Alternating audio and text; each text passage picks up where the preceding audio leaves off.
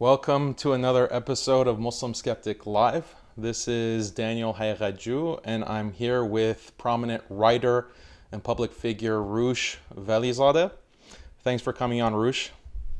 Thank you very much, Daniel, for having me on. Yeah, you're definitely a new kind of guest for me because I usually invite people who are Orthodox Muslims and people who I generally agree with, but you're a Christian, and there are a lot of things about your views that I don't agree with, but I do think we have a lot in common. We have a very similar family background. We're both children of Middle Eastern immigrant parents. We both have Iranian Shia fathers. We were both raised pretty secular, I would say. And we both actually, this is something I remember, we both tragically lost our sisters. That's something we have in common as well.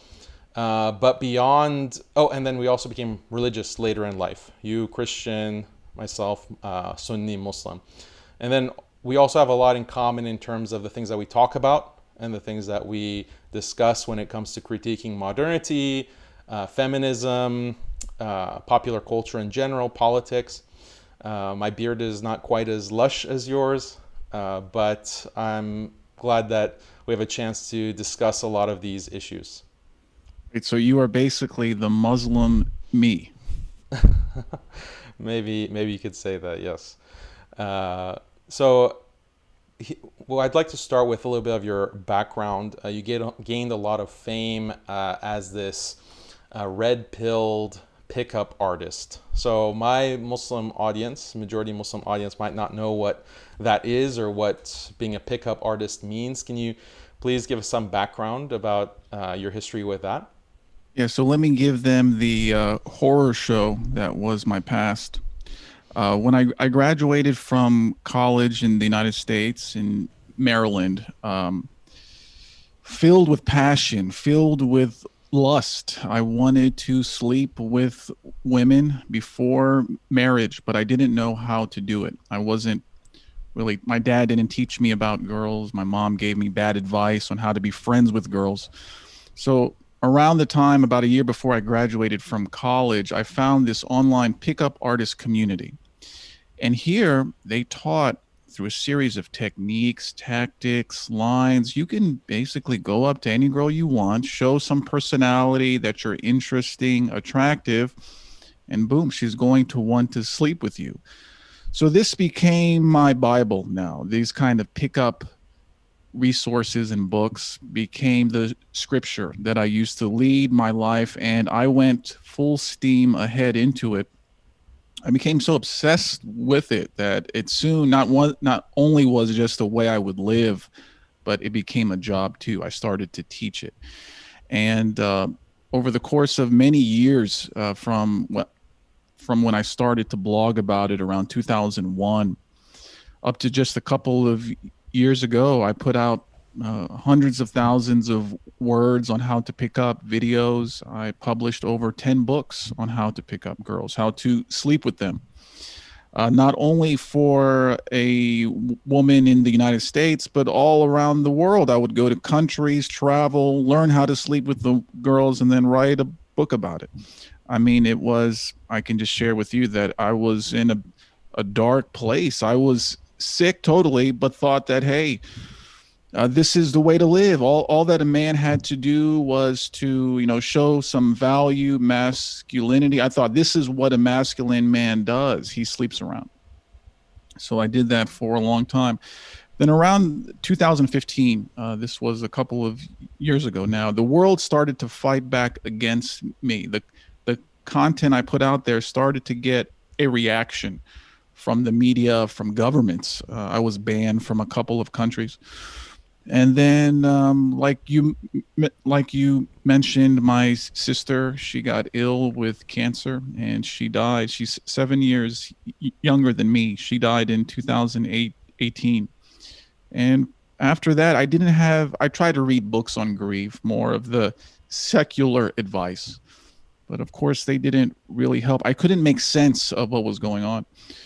And that's when, in early 2019, That's when I just started to feel this urge to pray, I felt the urge to reach out to God, that there is more to life than satisfying my body, satisfying my ego and pride in this life. And so that's where we are now. So, what would you say are the things that changed? Or, I mean, you mentioned that you now view fornication as an evil, as a place of darkness, that whole lifestyle that you were pursuing. But you were considered what's called red pilled in terms of your understanding of women and family, marriage. So, have those views changed? Is there a lot about that you now view differently? What are the changes? What are the continuities there, pre versus post, as you called it, God pilled? I think it could be easier to talk about what has not changed. That list would be smaller. But what the red pill was, it was a gateway. It was an entry into knowing the truth of how women and men are. The problem was, for me, the red pill was more about how men and women are who don't follow God. So the red pill was how to get a woman who didn't have faith into bed by satisfying her worldly desires. So red pill is not, I thought that was it. If you were red pilled, you possessed all of the truth and you were done. But really it's the first step. But if you're stuck in the red pill, you're probably a guy who you're going to the gym to look attractive to women. You're on the Tinder apps. You're convinced that if you make up cool stories of who you are, a woman is going to like you and want to spend the rest of your life, her life with you just because you're such an interesting guy. So that's kind of what the red pill is. It's about extracting from the world. All the value you give as, say, a red pill man is so you get something back. So yeah, I put in the time and the energy into women, and I got cheap sex back. Sure, I mean, if you can call me a winner in that sense, a lot of men online, they wanted the lifestyle that I had. So it was very easy to say sell books to them because, as they say, sex sells.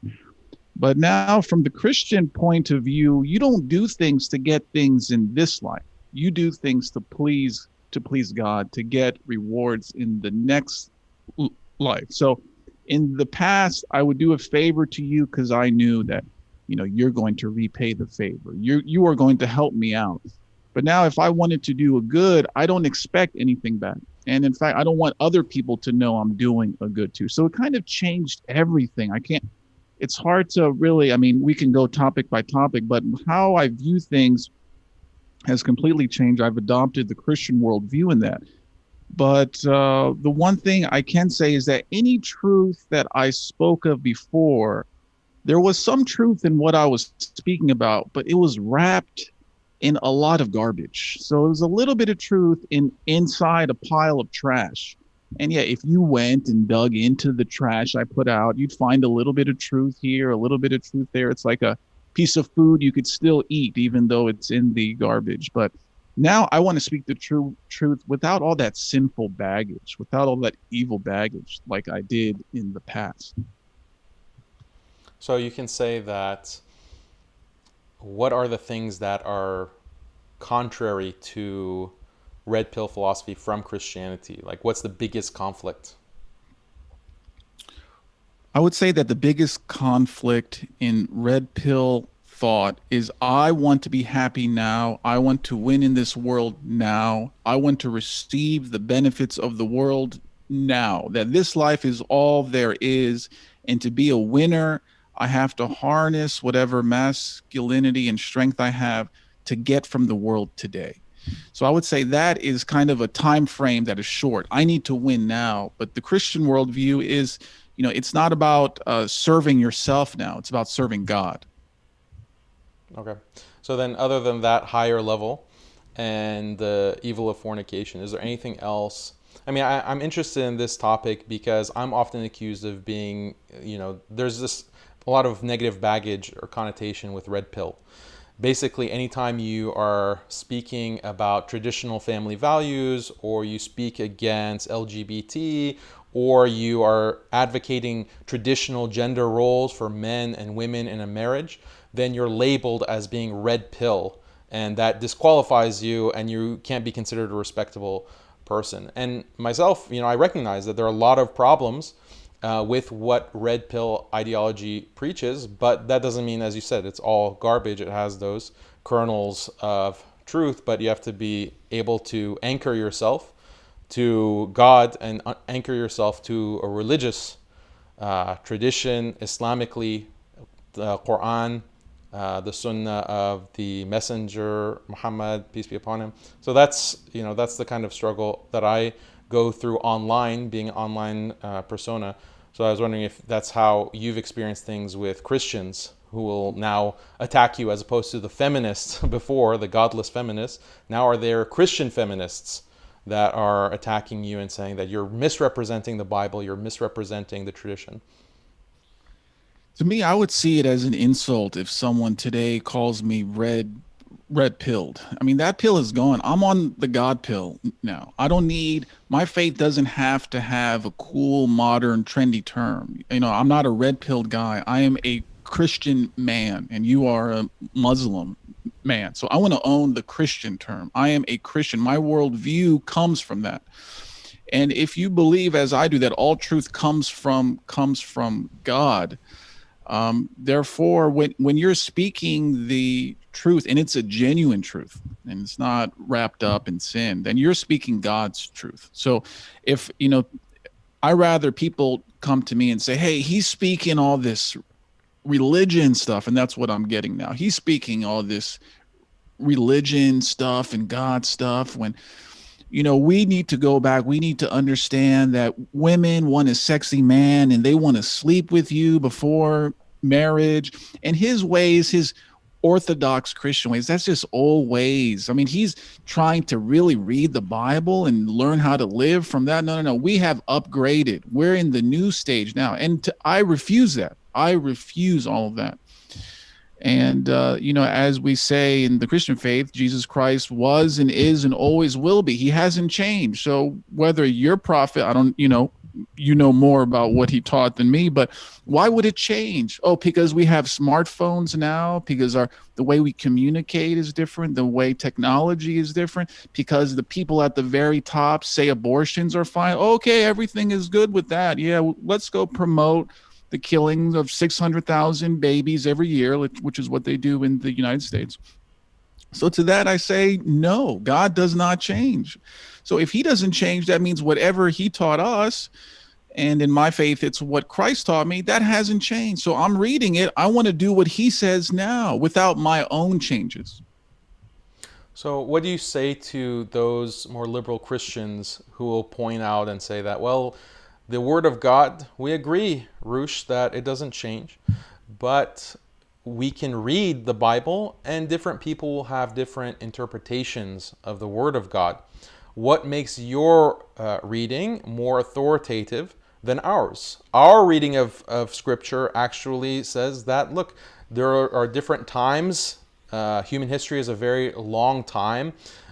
Things before, as described in the Old Testament, were different than they are post coming of Jesus Christ. There are changes that were in terms of theology or law or what have you. And now we're in a different time. So we have to adapt. And this is our reading of the unchanging Word of God, but we're just applying it in a different way. What would you say to that? And I ask because this is exactly the reformists that are within the Muslim community. These are the kinds of arguments that they make about the Quran and the Islamic tradition as a whole. I would say to them that their reading of the Bible is the incorrect interpretation because it's self-interpretation that is disconnected from the church. Now, the Bible here, where did the Bible come from? Who decided which books, in the New Testament especially, who decided which books would go in it, which gospels would go in it? The church did. The church decided. So why would I throw away the church, but then take the Bible and put my own will, put the modern trends, and frankly, if I may say, put the words and the whispers of demons into my interpretation of what the Bible is.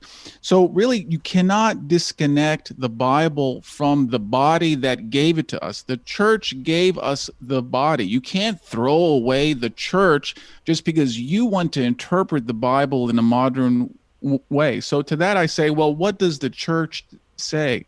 And all the traditions that come from the church, which a lot of Protestants say, oh, that's not in the Bible. Well, what the church is the traditions of the church is the Bible interpreted and realized at the times of the early Christians when they started to practice the faith.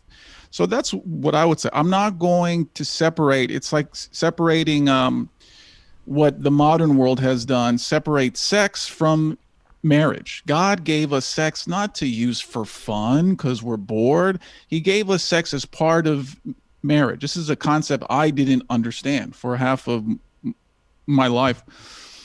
But you cannot disconnect sex from marriage because then a lot of misery and pain comes from that, from abortion, STDs, women and men who are used in dating, who grow these really bitter feelings, jaded hearts, women who get abused. They have to take antidepressant pills when they're 30 plus because now no man wants to be with them, so on and on. So I say, let's see what is connected to it. What's connected to sex is marriage. What's connected to the Bible is the church. And once you start to disconnect things, that's when a lot of problems happen.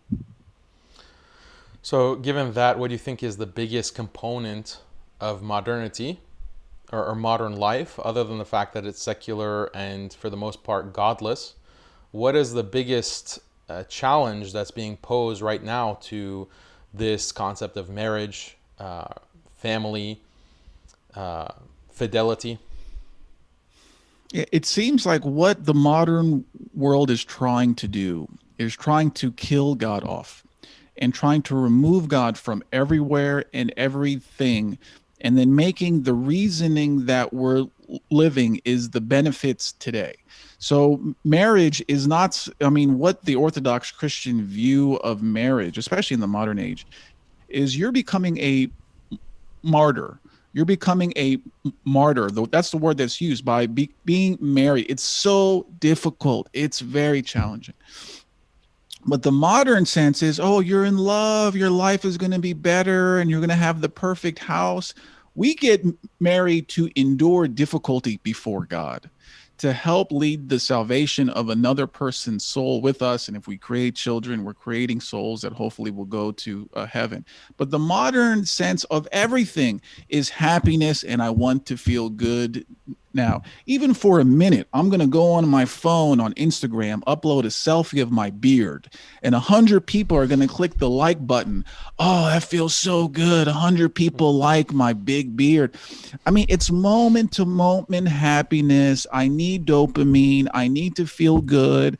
And it starts small too. I have to drink coffee all day, these foods, drink alcohol, TV, entertainment, Twitter, on and on. So really, I think the biggest danger is I want to be happy. I want to feel good now. I want to have a good life. I think that's, if you're caught up in that, if you think this life is for you to feel good, then Satan has you. So now he's going to send you whatever he thinks is going to be needed to keep those good feelings going, to destroy your faith and keep your eyes off of God. Okay, that's very interesting. I mean, these are things that Muslims also recognize through Islam, that the life of this world is temporary and that it is filled with pleasures, that hellfire is actually surrounded by beautiful, tempting things that attract you, and if you follow your base desires and lusts, or shahawat is the Arabic term, and then heaven is surrounded by hardships and difficulty and things that are you don't necessarily want to do because they don't give you that hedonistic satisfaction. So this is something that really affects marriage, because if you're going to be in a marriage, that means you have to sacrifice. You have to not be concerned about yourself all the time. You have to worry about your wife or your husband, if you're a woman, your children. Sometimes you'll have to put their satisfaction, their needs ahead of your own. And that goes contrary to the individualistic, pleasure first, dopamine filled lifestyle that modernity is constantly selling us as consumers.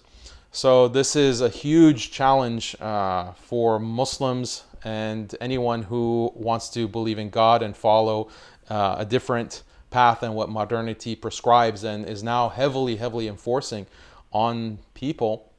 So I'm curious just what you think about Christianity's contribution to modernism. Like, this is something that some Christians will actually praise, or they'll say that, look, the modern world is because of Christianity. The modern world is a product of the Christian intellectual history, for example. And then you have some modernist Muslims also saying that, oh well, the modernity originated with Muslim thinkers, and then suddenly through Spain went through to Europe, and that sparked the modern world. So they'll try to take credit for something that I think me and you agree has been a disaster for the human race. But what would you say to that? Like, what is Christianity's contribution to modernity? I know that you're Orthodox Christian as opposed to Catholic or Protestant, so there might be some nuance there. But what would you say? So, what the Orthodox view on that is, and taught most recently by Father Seraphim Rose, is that Christianity went wrong in 1054 when the Orthodox and the Catholics split. And from that point of view, the Catholics, as you know, their Pope today, I don't know what gospel he preaches, but and then it got even worse after that. And I think it was the 1500s when the Protestants, they splintered off from the Catholics and they formed the United States. And while not all Protestants are bad, let's say, a lot of them I have met, I believe their faith is stronger than mine. You can see that they have a more Judaized modern view on how the world should be. So what role did Christians play a role in creating, say, the world that we are? I'll say this. Their faith wasn't strong enough to defeat against Satan and all the traps and plans that he has held, that he has pushed onto them. It seems to me these days, and I drive on my way to my church on Sunday, I drive by a Protestant church. And in this Protestant church is a huge gay flag. Not one of them, but two of them. So if you knew nothing about the earth and you come by this building, you think that, is this a place where gays can worship? Is it a disco for gays? So Christianity in the United States has become, in many respects, a total joke. A total joke. Many men don't even want to say they are a Christian because of what it has become associated with. So what the true teachings of Christ has become distorted over hundreds of years to the point where, you have gays that have taken over churches, female pastors, which the Bible does not call for. What can you say? Me, I am in the Orthodox Church. That's about 1.5% of the USA, and it's tough. It's tough because everyone thinks that their particular faith or denomination is the correct one, but you can judge the faith by the fruits of it. What's coming out of it? If casual sex is coming out of it, sodomy is coming out of it, violence, oppressing others is coming out of it, I'm not sure that you have the right teachings. So it feels like even though the United States should be a Christian country, it was founded as one, I feel like it's not. And the world is taking them away. The wave of modern life is sweeping a lot of Christians away. There's still some strongholds. But this is a huge problem. This is why the United States is the way it is. So unfortunately, if you look around the world and you want to point to a Christian country that's an example for others to follow, you're going to have a hard time, because whether on the level of the state or the church, a lot of them have been corrupted, bishops. I mean, you don't know how disappointed a lot of Christians were that the bishops in either the Orthodox or the Catholic churches, when coronavirus hit, they're closing everything down.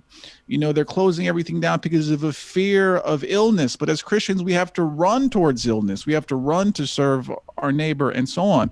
So yeah, this is a problem. I don't have the solution, but I can tell you that the remnant of Christians with really strong faith exists. I know a lot of them. They really follow Christ. They pick up their cross and carry it. But in terms of finding a big church that everyone in that church is really faithful and devout, or finding a country even, you're not going to find that anymore. I think as we get closer to the end times, which I believe that the Muslims, they believe in too, you're going to find faith in unexpected places. It's not going to be this church you go to and everyone inside has it. But I think you're going to find now it's going to be individuals of the faith instead of this corporate institutionalized version of the faith that we may have had in the long ago past. Yeah, I agree that things are becoming generally worse. And so you wouldn't say that there's any country that would be considered true to Orthodox Christianity in the world today? Right now, the torchbearers of Orthodox Christianity is some countries in the East. You have Greece, Romania, Serbia, Russia.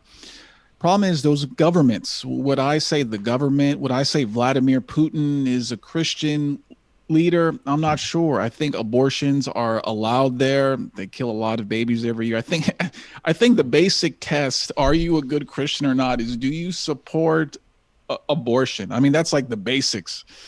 So, there are some rulers that are more sympathetic to the Christian church, but I don't think there is a country that I can say, if I'm persecuted in the United States for my Christian beliefs, which I believe is going to happen, I don't really see a country that I can go where it's going to be totally safe and I can worship in peace. So I don't think that's going to happen. Okay. Well, you have a Christian she's Orthodox Christian mother? Yes. And okay, and you have a Muslim Shia non-practicing father? Yes. And so did you study Islam at all, as a practical faith growing up? I didn't study Christianity or Islam at all. My first exposure to faith was when I started to read the Bible when I was around 35. And the reading was very quick. It wasn't deep. I didn't really get anything out of it except the basic stories and the basic outline. So really, I've learned more about Islam as a Christian than before, because a lot of people who follow me are Muslim. I have quite a few friends who are Muslim. Half of my family is Muslim. So I kind of wanted to know what they believe and what the differences are. Okay. So what came from that? What came from that studying that you have done recently? So I mean, our faiths aren't the same. We both believe in God. That's a good start. I mean, that's in this age, if you have someone who believes in God, I mean, that is really not that bad. You can work off of that. But yeah, I mean, from what I can tell, the Muslims believe that Jesus Christ was a prophet, one of many prophets that God sent, but I believe that he was God in the flesh.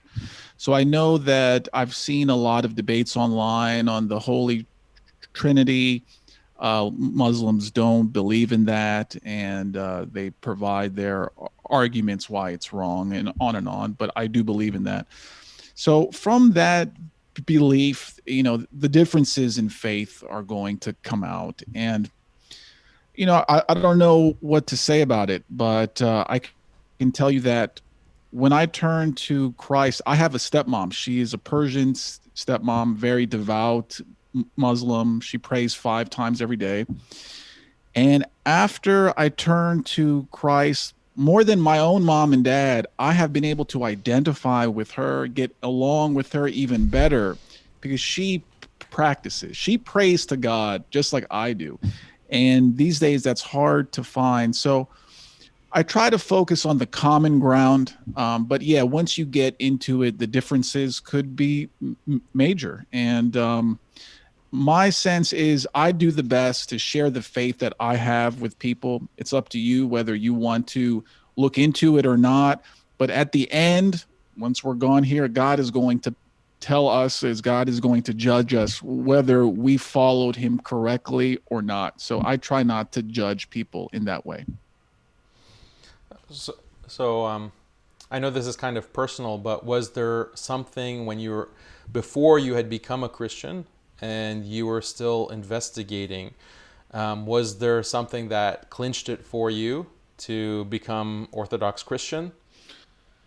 So really, it wasn't a logical decision I made. I remember when I was kind of searching in the darkness. My life was completely dark. I had lived as an adult man. Every road I took that I thought would benefit me ended in a bad way. My sister was gone. I didn't know why. So I decided to pray. And when I decided to pray, and the first time I prayed, I received what I believe was God's grace, where I felt like my life had changed. Um, when I did pray, I didn't even kind of know what I was saying, but tears were coming down my eyes. I knew at that moment something happened. But for me, it was intuitive then that Jesus Christ is the Son of God. So I didn't look into the books and say, is Islam the right one or is Christianity the right one? You know, as they say in the Orthodox Church, the gospel is written in our hearts. So for me, it was kind of unlocking what the heart already knew, but I didn't do this intellectual back and forth. It just seemed to be the intuitive choice. So okay, it was intuitive, like that it was It was Jesus, like intuitive. you're praying Yeah, to God. it was intuitive in the sense that the basic understanding that I knew of God, that God sent Jesus Christ to uh, redeem our sins, was how it had to be. This story, I guess you can say in the modern world, word clicked. It just made complete sense when you account for the story of Christianity and why God sent his son here, that I didn't doubt it. So why didn't I doubt it? I can try to explain it to you, but this is why I use the word intuitive. It just, to me, it seemed like this is it. Okay, so you had some previous exposure to Christianity through your mom, and you Yes, had those yes. ideas, and then in that moment, it just clicked for you. You felt that this was the right decision for you. So one thing we can ask, was the decision for Christ, was it because I was, say, raised in a somewhat of a Christian country? My mom was Christian, though she didn't teach anything to me. Or was it an internal matter of the heart, where you recognize Christ as the Son of God? Now, I can't tell you for sure. I'm sure the Muslims watching will say, well, it's because you were raised in the United States and you were living in Europe, Catholic countries, and so on. But to me, it seemed like the very obvious choice. But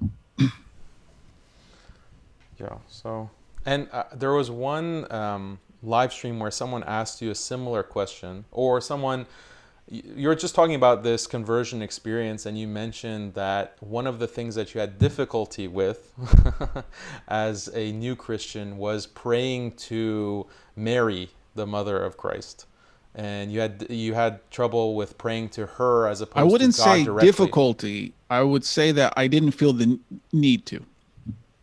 Okay. So So, it isn't that I tried to pray to her, but I couldn't. It's just that I didn't feel the need to.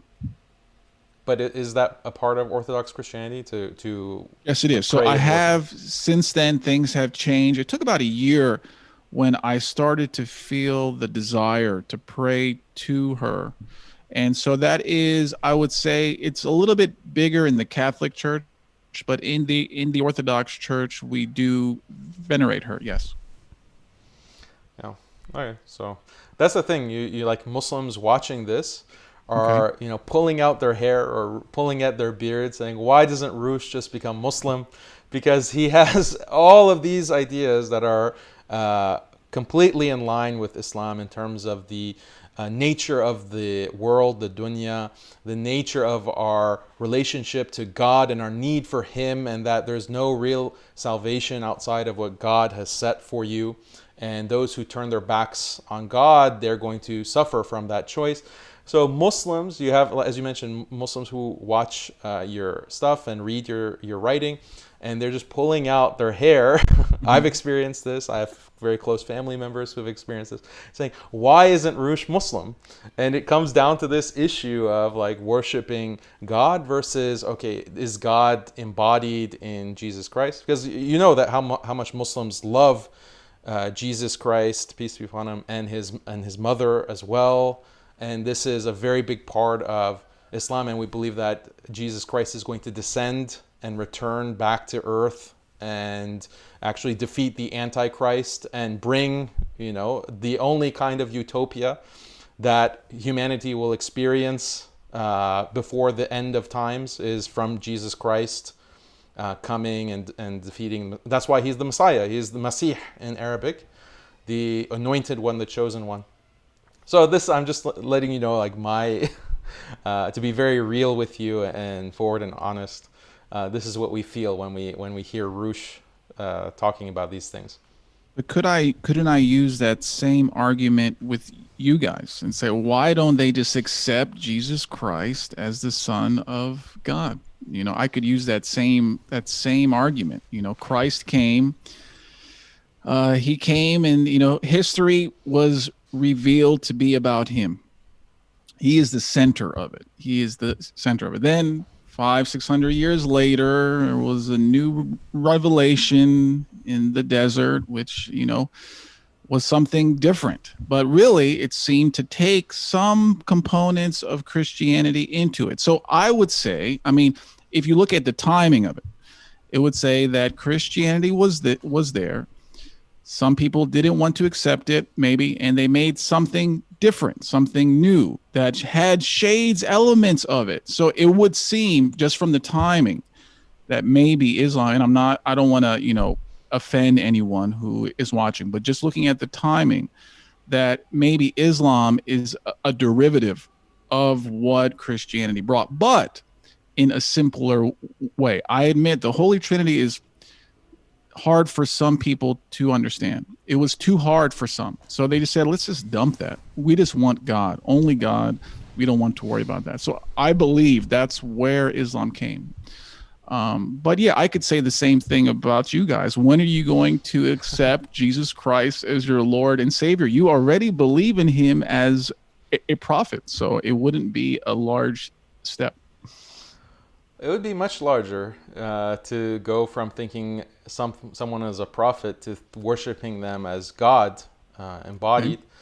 But there is a big difference in one aspect because what you said is that for you is mainly intuitive and it was actually not logical. But Muslims, like we're logically committed, we're rationally, like that's an important part.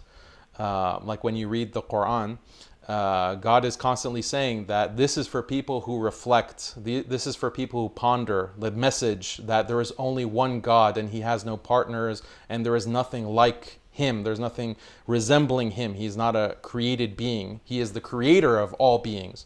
And he has sent messengers one after another through time. And, people have killed the messengers. They have blasphemed against God and rejected the messengers. And there's a series, and Jesus Christ, Moses, Adam, Noah, Abraham. These were the major prophets, but there are many.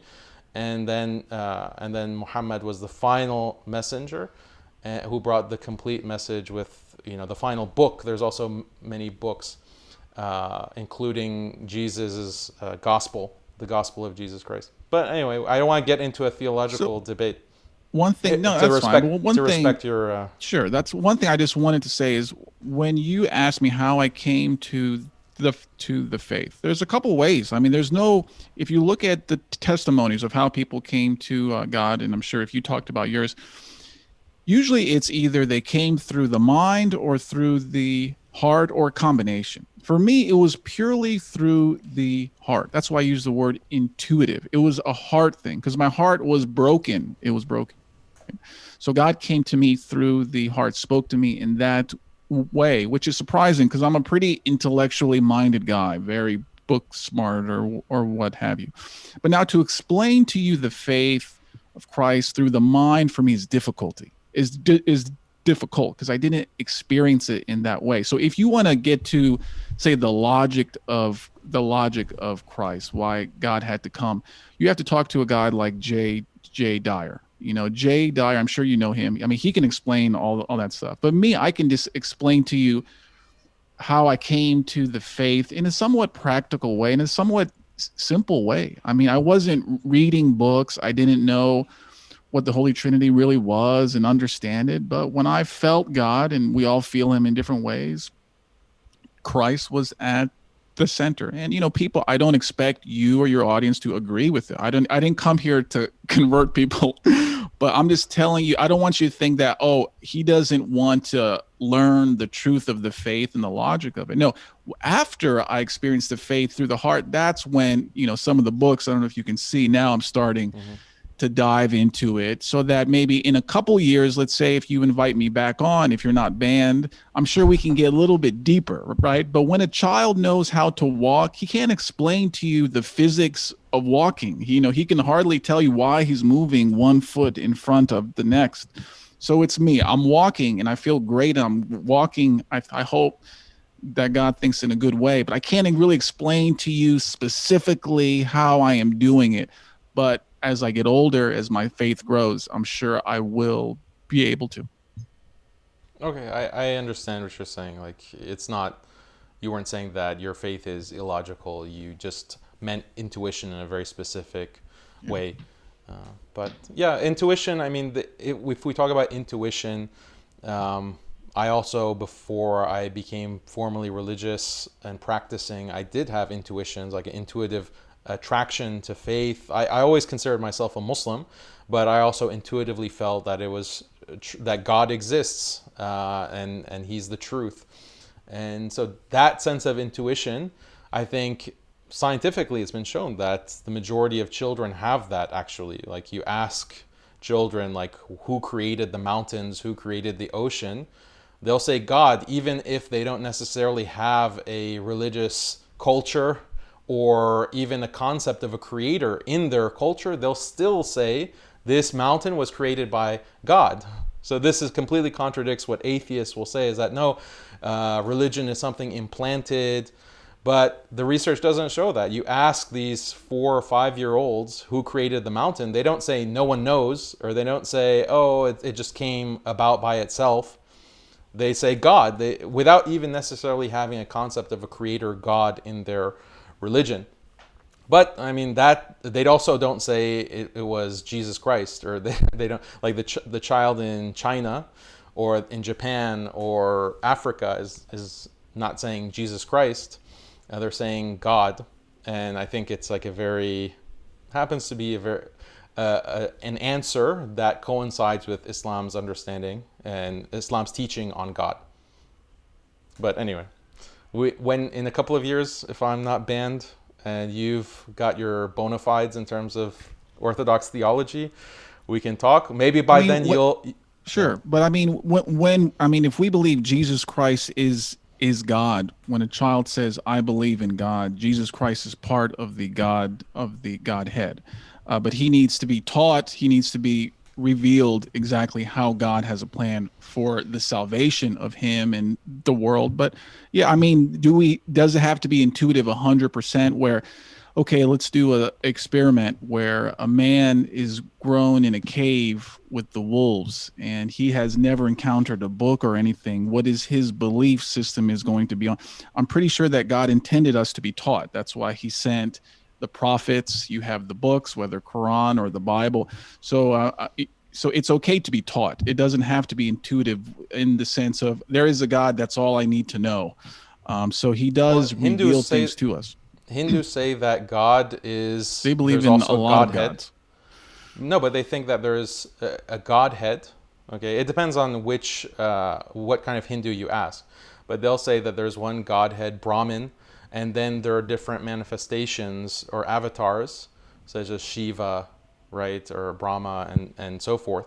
But there is one main Godhead, and so they'd say also that people are just born with this intuition about God existing. But when you ask the children to describe God, they say, and I can point you to the studies. There's one that I was reading from Oxford researcher Olivera Petrovich, and she asked the Japanese children from Shinto backgrounds. They don't have a concept of God as a creator, to describe who created Mount Fuji. Okay, it was God.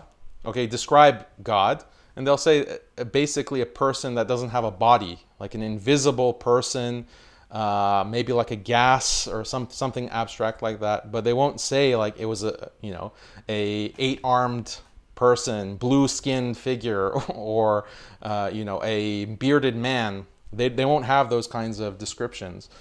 But yeah, I mean, this is very interesting to say the least.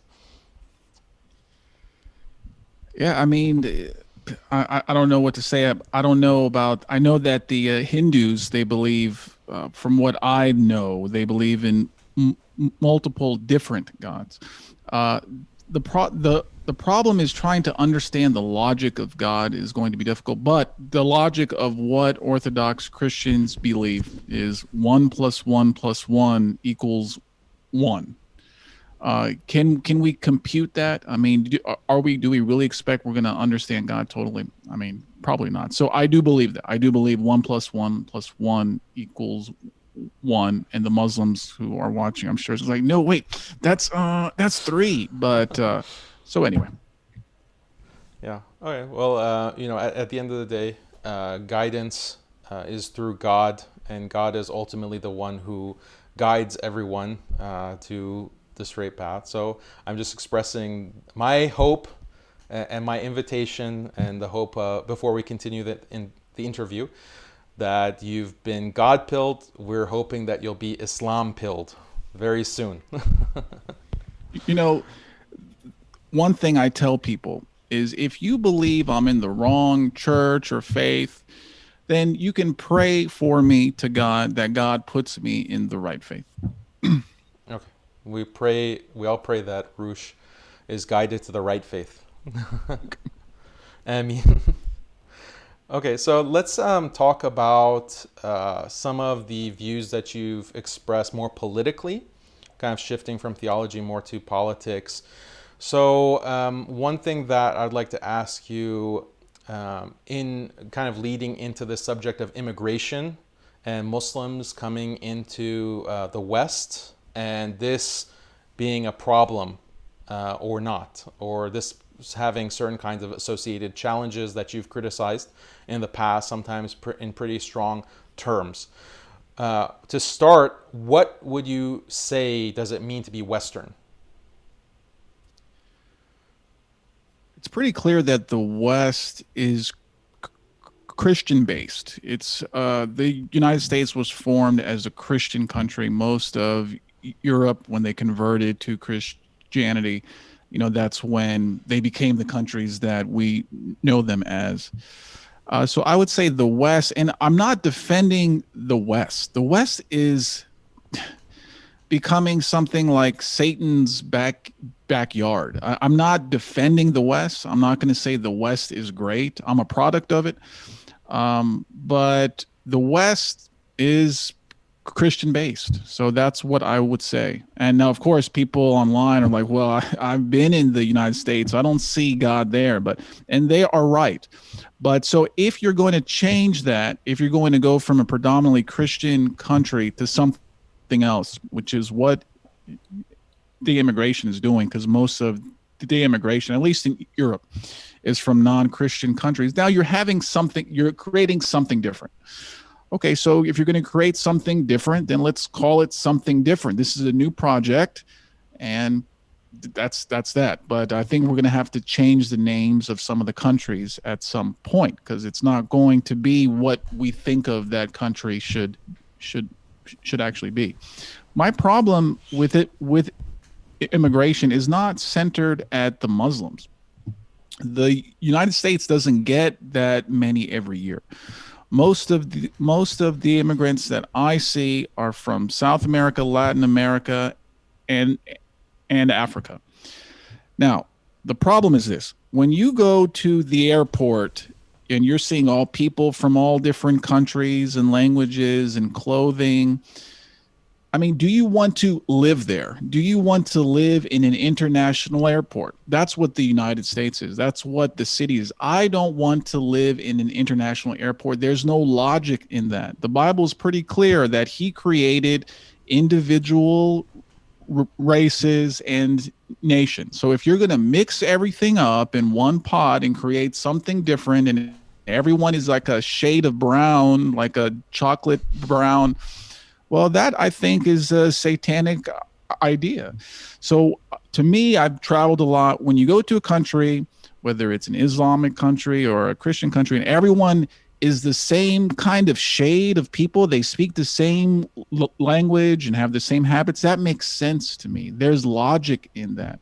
But when you go to a country that is like an airport in most of the Western European countries, it makes no sense. It makes no sense. And unfortunately, the project to mix everyone up in one place is really a top-down effort from the oligarchs, from the rulers of this world, to do a divide and conquer. Now, we're going to get everyone fighting each other in this pot to keep their attention on this fight, and while we can play them like a puppet master, and that's what is going on. So you can say that the humans have immigrated for thousands of years. That's fine. And it's not for me to decide who gets to go to this country or that. But it's being used today by those at the very top to break countries so that they remain in power for as long as possible. Unfortunately, the immigrants are being used as the shock troops to marginalize the natives. And so I can tell you, I cannot speak out against the immigrants if I had a job. Facebook, they won't let me. So now already you see how the rights that I have in the United States is given by the Constitution. I can't even speak about them. So that's just the beginning. Now I have to pay for their shelter, their home. A lot of my taxes go to import them, and you see how I'm being squeezed. So I think that's where a lot of my criticisms towards immigration comes from. I'm trying to understand it from a Christian perspective, because you said that most of these immigrants are from Latin America, and presumably they'd be Christian, Catholic. They are not that bad. Okay, so then why? Then you're not against them coming into the country. So it's not a faith-based problem in the United States as much as in Europe. A lot of the Hispanics that come here, they have never bothered me. Most of the problem is, where do you want to live? Where do you want to live? Do you want to live in a welfare state where you have to finance all the immigrants that are being shoved over here, where you have to pay for their housing, their health care? So instead of, and the problem is this, the problem is that immigration doesn't exist in isolation. It's not just, let's have a couple thousand people come. It's, let's reduce the fertility, the reproduction and family creation of the people who live here, and then use that as an excuse to bring millions of other people. So it usually goes hand in hand with the sterilization of the native population. How do you sterilize a population? You do it through birth control, abortion, rap music, movies, entertainment, Netflix. So it's not just one thing. It is part of the package, this whole satanic package on how can we destroy the country. And I can tell you, and maybe the people who are watching are not going to like this, but what the elites of this age are most concerned about are white people. They're most concerned about whites. in the United States. They're trying to break the white population. There is one Jewish group in the United States called the SPLC, Southern Poverty Law Center. I'm sure you have heard of them. The one of the people who works there, he has a piece of paper, and this was confirmed. He has a piece of paper on his office that says, what is the percentage of the white population year by year? So why would he have that? So anyway, I don't want to get you banned from YouTube, but that's what the overall goal is. Everything in the United States, that's why they don't import any immigrants from South Africa. South African whites are going through a bad time. We don't allow them, but we'll allow you. I can't explain to you how Washington, D.C., the area I live in, is full of African people. Africans are everywhere. And that, I mean, look, I don't mind them in one way. I hope they find God and on, but I don't want to live in Africa. If I wanted to live in Africa, I'd move there. Africa is for Africans. Anyway. So you're kind of going back and forth between different kinds of arguments. You're using like an economic type of I'm dumping all of them on you. Yeah. Trying to overwhelm me with these kinds of arguments. But the interesting thing for me is that you are invoking this issue of white nationalism. Okay, I'm not calling you a white nationalist. That's fine. I don't know if you consider yourself white, though. But how does this make sense, right? How does it make sense that on the one hand, fine, an economic argument, can really any social welfare system handle a certain number of people coming in, and for those people, because you can make a welfare argument that these people are going to be worse off, and that's the kind of argument that I make. Like, I actually don't necessarily want Muslims coming from the Muslim world to the West, because that will threaten their faith, actually. And many Muslims, we find, are leaving Islam when they come to the West because they're bombarded with this modern system. Yeah, and the modern state, it creates this kind of disaster where it erodes your faith, erodes your religion. And really, if you can have faith in the West, that you're like one in a million, right? Like true faith, because it's so rare due to the power of the secular system when it comes to culture, when it comes to the actual social structure, when it comes to media, when it comes to education. So holding on to faith is like holding on to a burning coal, right? That's another statement of the Prophet Muhammad, that the time will come where holding on to your faith is like holding on to a burning coal. Like that's the experience of being religious. But so I'm not necessarily advocating for Muslims to come to the West. In many cases, I've personally dissuaded. Don't come. Hold on to your faith. You have your family.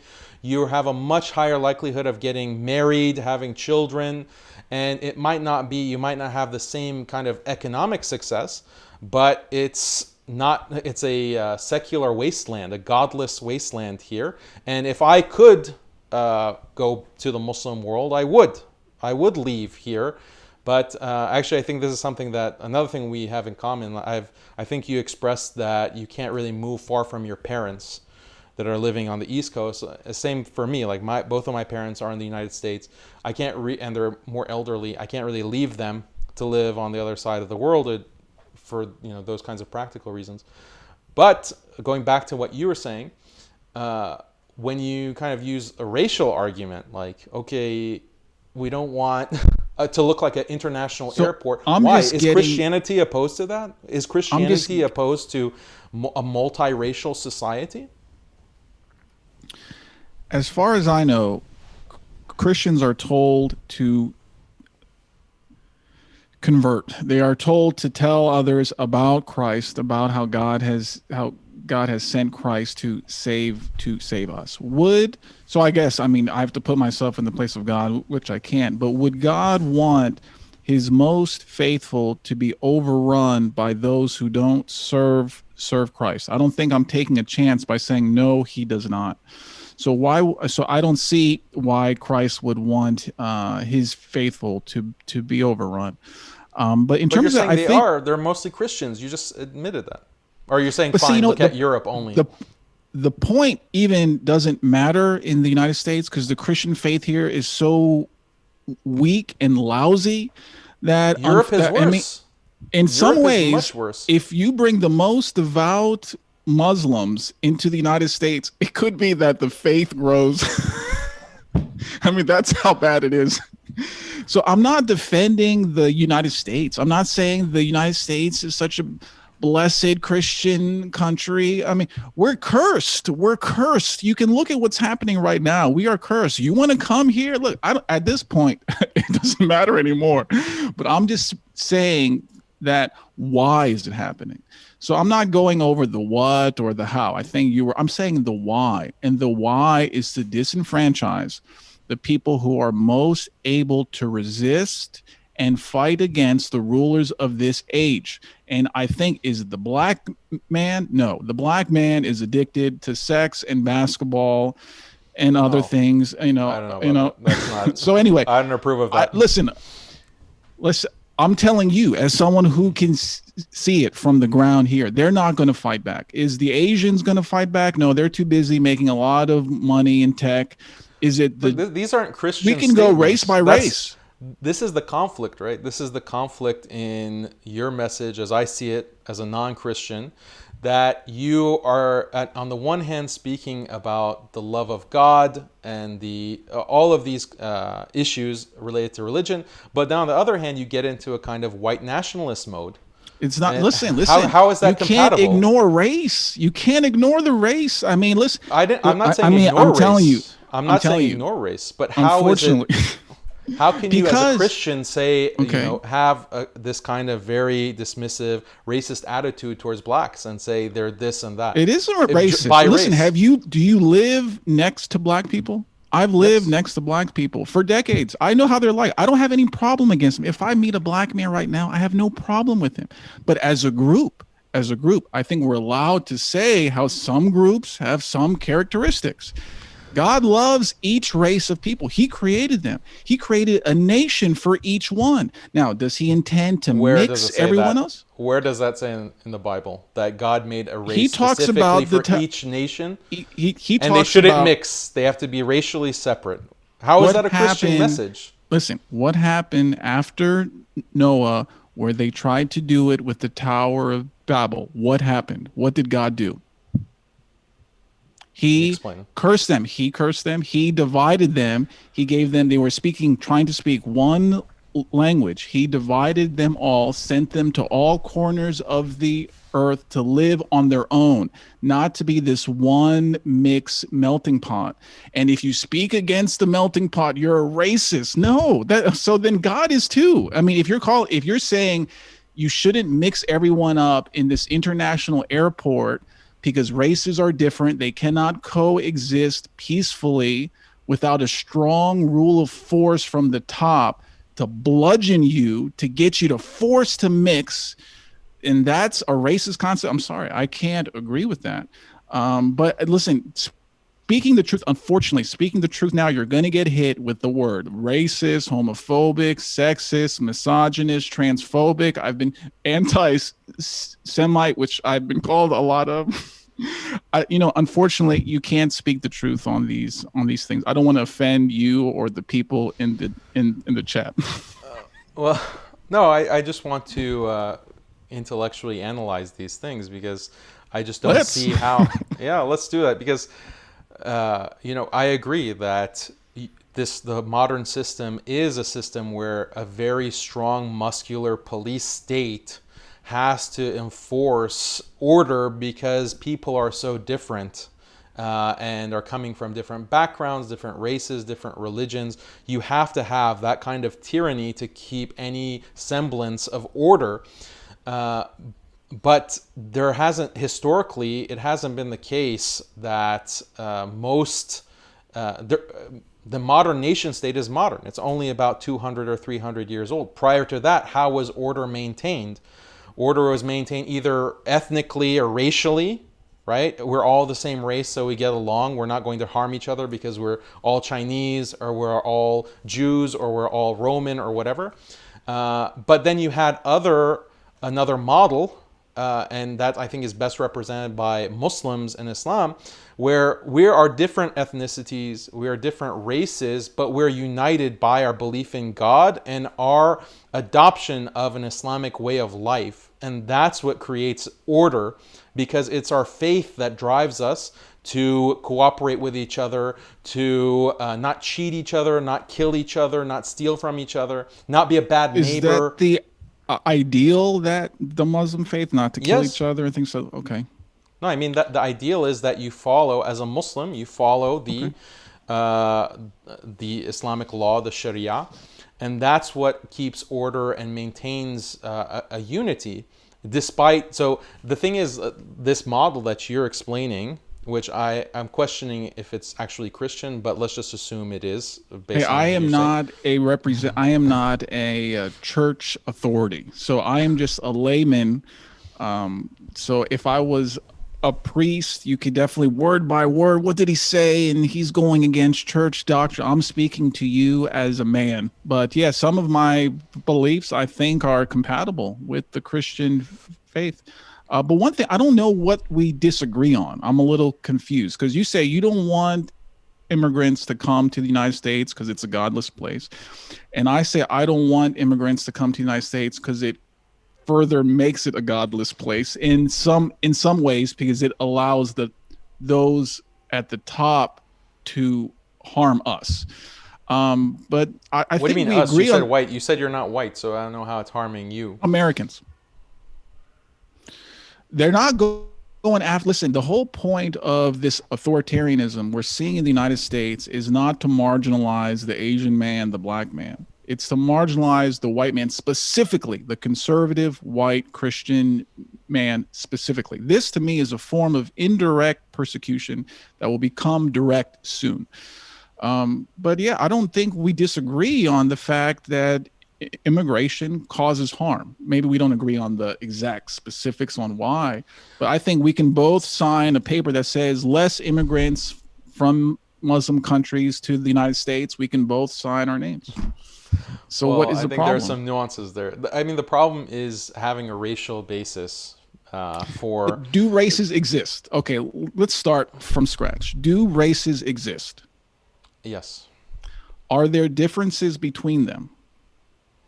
Yes, I can concede that there are differences. So I'm a Persian, for example, and there are certain kinds of nuances or idiosyncrasies with Persians as Okay, a race. whatever you want to call them. Okay, now do the differences that exist between the races, would that cause problems with them living within the same area?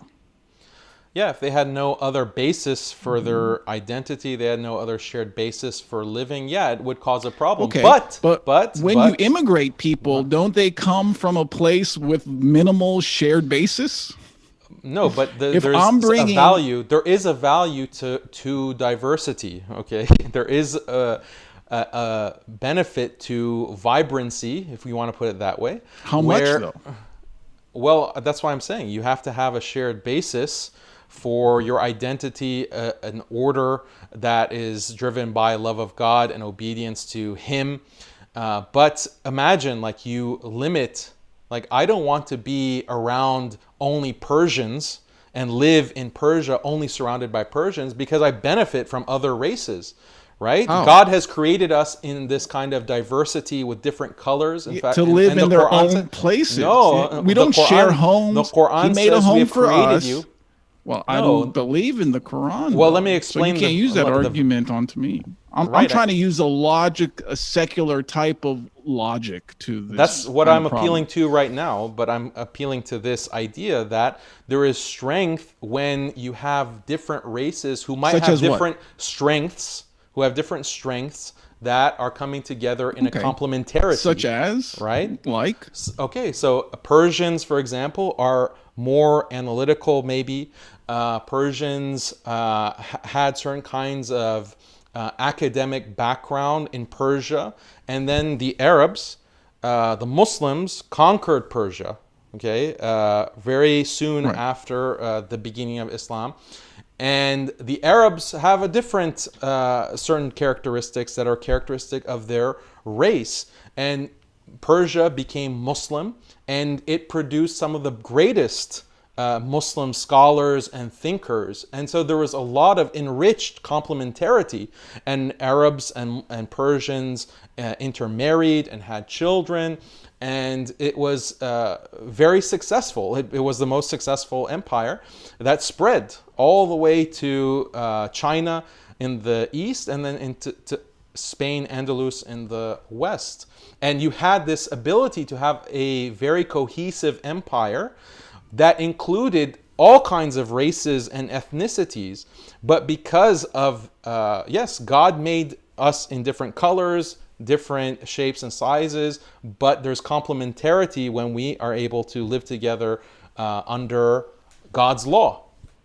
So when you go to the international airport and you see all these people, you see strength and you say, I want to live here. See me, I'm just different. So Depends on the I airport. go to a country, I lived If I go to the airport in the Muslim world, international airport in the Muslim world, they think I'm a white guy, but they recognize I'm a Muslim because I'll be dressed in, Muslim garb, Persian garb, and they'll notice I'm Muslim. They will be from all over the world. We're going to go to the prayer room in the airport. We're going to stand in a line. We're going to all together pray to God, right, in a very ordered fashion in this ritual, out of our love for God and obedience to Him, right there in the airport. It's beautiful, actually. It's beautiful until it's not, right? Because the Shia and the Sunni, they have problems. They fight each other, right? That's theology.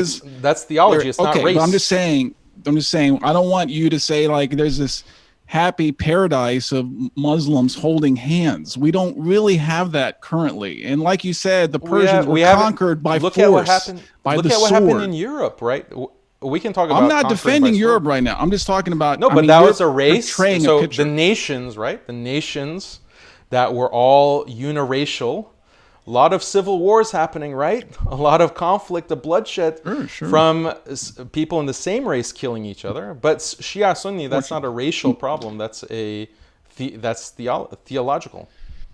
Okay, I'm going to speak boldly now and say this. The United States doesn't need a single immigrant to make it smarter, better, more prosperous. We have enough capital, physical capital, mental, intellectual capital. We don't need any immigrants at all. Zero. You can shut the border now. And in fact, kick all the illegals out, all the immigrants who are on welfare, who don't add value, kick them all out. The country will prosper like you've never seen. We don't need them. That's the argument. We don't sounds need like them. You're talking like a proud American right now. But before you said I don't choose where I'm born, but I'm just saying, I'm not proud of where this country is, but I'm saying what would happen if you kick them all out, all of them, all the ones that don't add any value that have come here to mooch. You're an Orthodox Christian. We'll do fine. America was Protestant, right?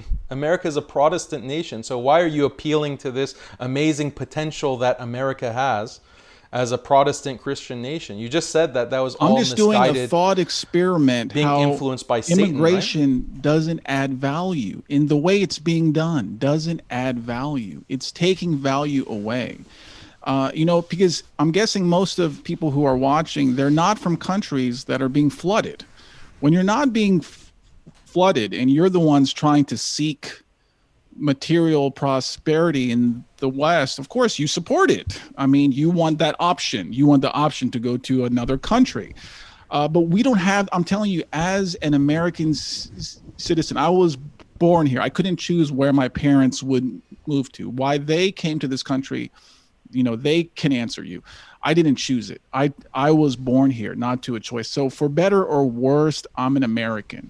And as an American, I speak to you, we don't need millions more immigrants. It's not going to add anything at this point. The United States already sucked the best people of the foreign countries. Your parents perhaps were involved in that. Mine too. I think my dad is a smart guy.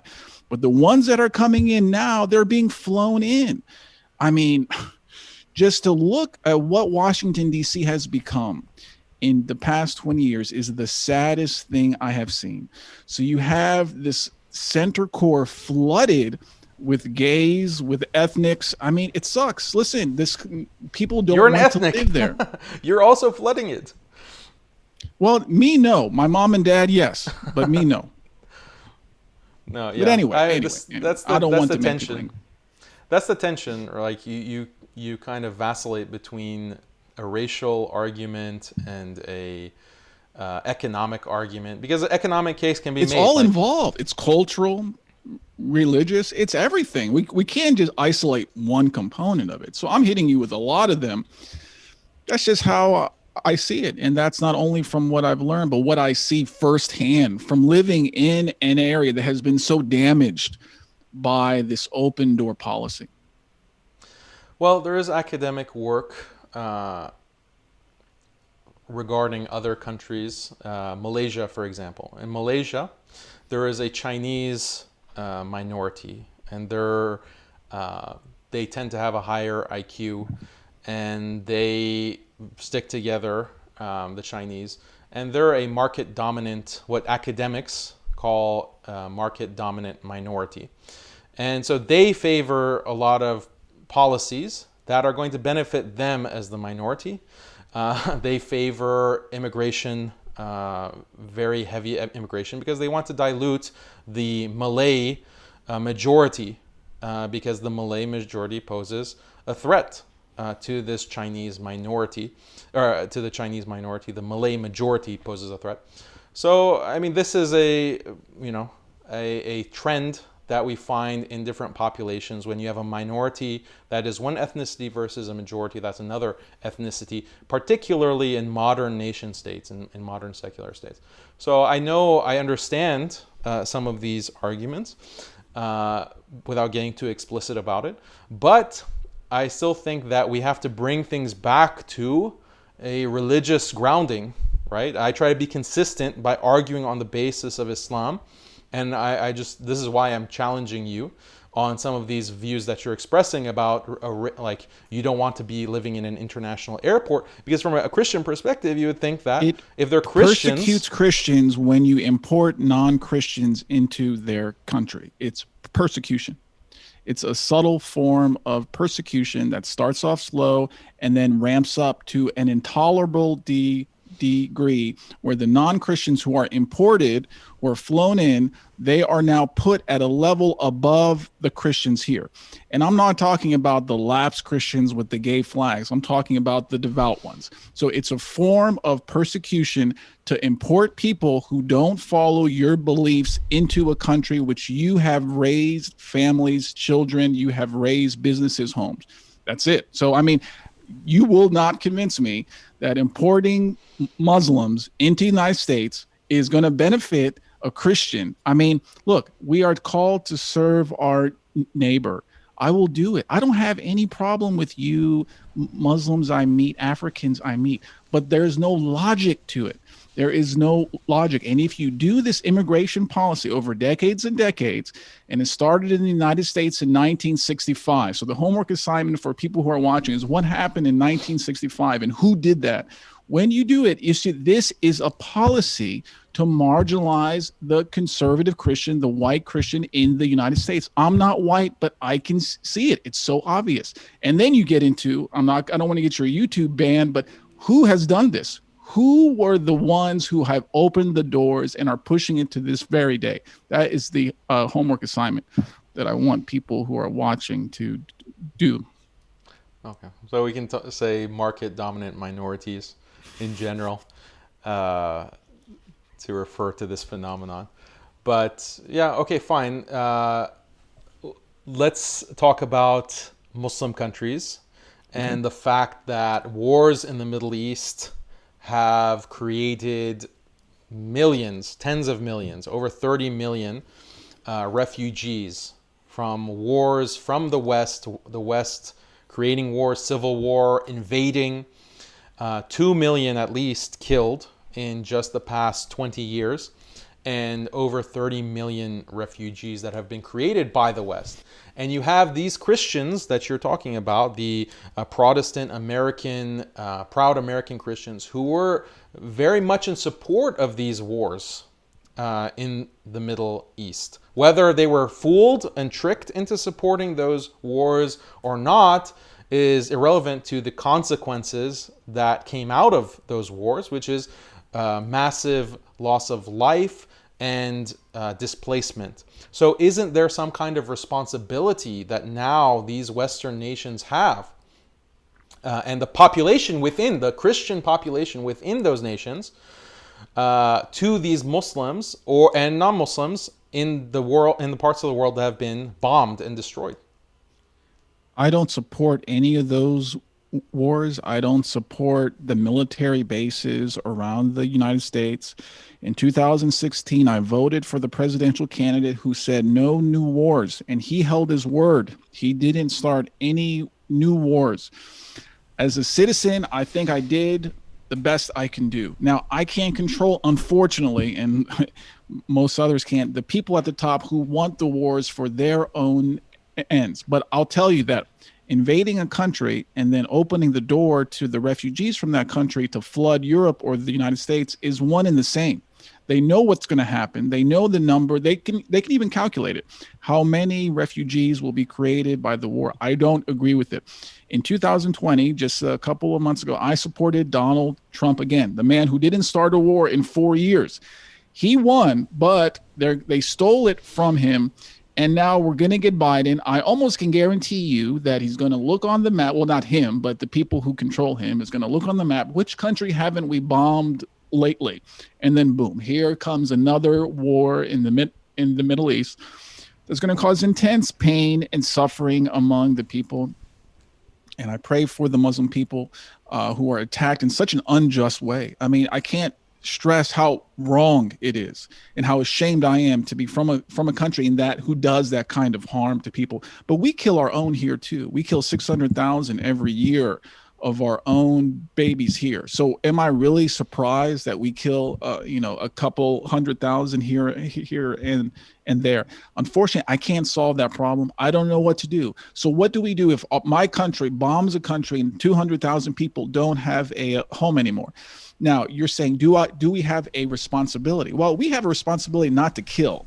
That's the first thing. We have a responsibility not to attack a country that is not attacking us through this fake. I mean, when the Iraq war, Saddam has weapons of mass destruction. Colin Powell held the answer. All lies. That was all lies. I don't agree with that.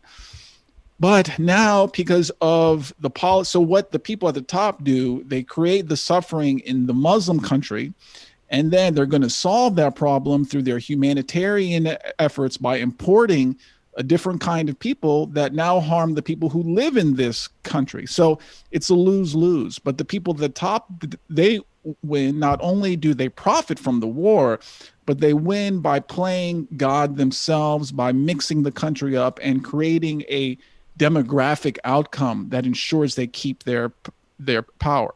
So what do you do? What do you do? You know, I don't support that. But do I have an obligation to people who got bombed out when I didn't give my consent? I voted specifically for the guy who said he was not going to do that, and they stole it from him. So I could ask you, what should I do now?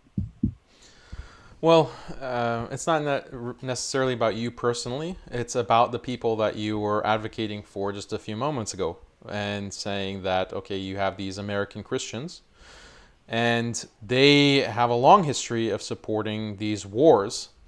And fine, if immigration or taking on these refugees is not a solution, then what about money? What about actually sending money that will allow them to rebuild or will allow them to have some semblance of a life that was taken away from them? Is there any kind of moral responsibility for those who were voting for Bush and were saying things like bomb them back to the Stone Age, or we're going to make glass out of the desert with our nukes? Is there any kind of moral responsibility that demographic now has? Fine, you want to take immigration off the table, but the country has benefited economically, financially, and the citizens have benefited. I, as a citizen of the United States, have benefited, and I try to do my part to make do with that moral responsibility. But what would you say to that? I think at the least you have an accountability to God. If you support something unjust that causes people to die, yes, you will have to account. Why did you enable a leader going to other countries through this unjust war and killing people? That's between you and God. Now, do we have a material responsibility? That's something that you would have to argue. I mean, do I have a material responsibility to aid the leaders I didn't vote for, the corrupt ones who stole power when Not they you. hurt other people? Or, Not you, people others. like, but if I voted for that person, problem is I'm not going to see a problem. I'm going to say, yeah, we killed those people. So, I don't, that's kind of tough. I think I'm going to leave that up to God to punish people in that way. But do they have a moral responsibility? I think they do have it, but they're not going to see it because they're going to see that war is just. So really the problem is, how can you wake them up? How can you wake them up to see that they're supporting policies that are unjust, that are hurting people, hurting innocent people? Now that's tough. I don't know. Well, some of them are now woke on the issue of foreign interventions ever since 2015, 2016. And they say that, we don't want any more wars in the Middle East. We don't want any wars for Israel. But we also, screw those Muslims, screw those refugees, screw the Arabs. Like, they try to combine both of these attitudes. Like, don't you think that's hypocritical? I know that's not you, but others. I mean, yeah, if someone is being a hypocrite, yeah. I mean, but I don't support that. So I can't identify with attacking those people. I don't support them. I don't think we should bomb those people. And unfortunately, we are going to bomb a country again soon. And I'm going to grit my teeth, but just feel powerless because power has been taken away from me and people like me who don't support this. But our votes doesn't count. I don't know if people who are not from the U.S. understand how bad it is that we had an election stolen, maybe more corrupt than third world countries. It's just unbelievable that it's going to happen in a couple days, that a usurper, a false president will be put into office. We didn't vote for him. He's going to be put into office. And now he's going to do horrible things, not only to other countries, but to us. So I'm a little bit focused on what he's doing to people like me. But yeah, it's going to be a lot of pain. And, people who do the wrong thing, who kill untold people, they should account for God. And I don't doubt that they won't have to account. Well, if you could advocate, so you think that there is moral responsibility, but there could be policies, there could be attitudes amongst this right-wing bloc to have more sympathy, to more or sense of responsibility, more compassion. This is a Christian value, right? For Muslims who, by all other metrics, Can we say we share okay, so hold- much. hold on, We hold on. share so much in terms of values, traditional values. Do Christians kill Muslims? Have you heard of that? Do Christians kill and persecute Muslims? I haven't seen that. I think, listen, it's more common. They sign Muslims up for are the killing American Christians. army. Not you. Okay, but okay, they're signing up for the army to kill the enemies of the United States, but not No, because it's of on their a Christian faith. basis. Not No, it because of is. their faith. Come on. No, you no, don't I see don't know that? anyone. Listen, I don't know anyone that's saying I'm going to kill a Muslim. No, they're gonna. Yeah, who is that they use sniper other dude? words. That sniper dude that they made a movie with, Bradley Cooper, and he You was constantly talking about You his believe Christian Hollywood? faith. Come on now, you're too smart to believe in Jewish propaganda. But the point I'm trying to make, we cannot say, listen, I don't want to get into it, but we cannot say Christians have to be more compassionate when Muslims are actively persecuting Christians, killing them for their faith specifically Where only. is this happening? That's That's mostly contrary Africa. to Islam. Mostly Africa. Listen, okay, so good. this is- I'm glad, this is but they're still, against Islam. and I'm sure Christian you can Muslims point. are not supposed to kill Christians. I'm or not saying Jews, you are doing it people of or the your book. people are doing it, but But we can't say that Muslims, again, I think you're putting a picture out there that Muslims are holding hands and they're so happy and they don't persecute and they don't kill. I mean, in the ideal ones that you like, sure. But unfortunately, a lot of people will use our faith, and it happens on my side too, where people call upon Christ to kill other people too. Yes. I mean, that does unfortunately happen. But we can't say only the Christians do it. So No, your side does it too. most of the killing, okay, has happened through the hands of a Christian nation, America. Okay, using It's not Christian. weapons What of Christian nation? It was. Who's in power right now? Christians are not in power. They are not. Or the. I mean, listen. It was Christians Who runs supporting this country? Christians saying Who bomb runs them this back country? to the Stone Age. Bomb them back to the Stone Age. It was a You Christian find a couple coming from- dummies that say it. Who runs this country? Who runs the United States? A Does lot of Christian wasps. church? A lot of No, wasps. Okay, but who has the power here? You know. I don't subscribe to these You don't believe that? anti-Semitic tropes. Oh, okay. I didn't say it. So you know, but for your channel, you can't say it. Okay, but I think you know it's in your blood. I mean, for you, it's in your blood. You should know this. It's in mine too. But look, the point is, you cannot say because one of the soldiers was a Christian or they caught in a viral video. I'm just saying you're kind of. You have the narrative. It was You mostly wanna an say- atheists. The U.S. Army is mostly composed of atheists. You know, no religious background or affiliation that were going. Because then we're going to get into the argument where if I say a Muslim did something bad, you're going to say he wasn't a real one or he doesn't believe what I do. And then I'm going to do the same thing. So I don't think that's going to go anywhere. I'll just concede that, yes, some people call upon Christ to do bad things. Like some people call upon your God and prophet to do bad things too. I mean, but are we going to have a tally? Oh, wait, you guys did this today. No, that's not my argument. That's not what I'm saying at all. I'm not saying defend the actions of all Christians. That would be a stupid argument to make. On the one hand, you want to defend and actually champion the interests of this white American majority, Protestant majority, and talk about the American way. Wait. I didn't. I'm saying what's happening. What's happening is that they're being attacked directly because they're so you the have a lot of only ones. sympathy. You have so much sympathy for them, and you want their interests. I mean, but I'm just telling have to recognize it's not sympathy. It's the truth. The truth is they're being attacked directly. Persecuted directly. So maybe it should happen then. That's maybe what the truth is. Maybe this I don't is the cry over it. Maybe this is the consequence of chickens coming home to roost, right? They have destroyed so many people and obliterated They've killed their millions, own. and now They're killing their own. They're killing their own. How many millions of abortions have happened in the United States? I mean, I keep saying this number, 600,000 a year. That's insanity. It's an abomination. It's the saddest thing ever. And of course, it's sad when this country, in the name of freedom, bombs other countries too. I'm not denying that. I would never justify that. But I don't defend that.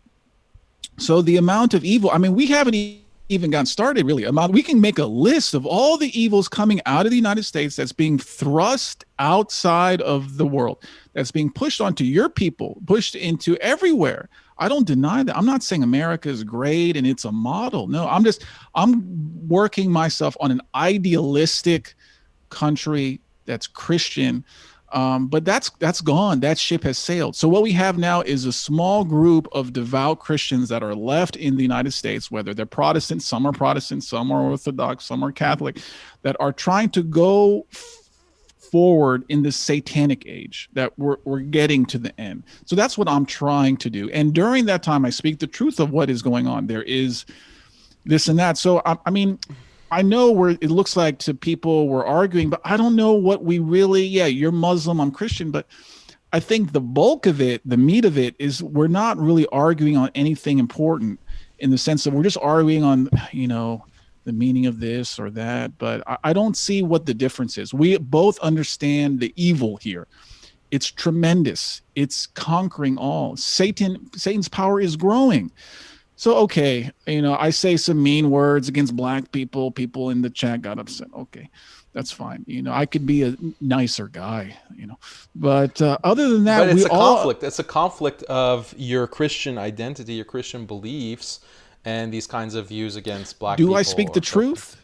Am I lying?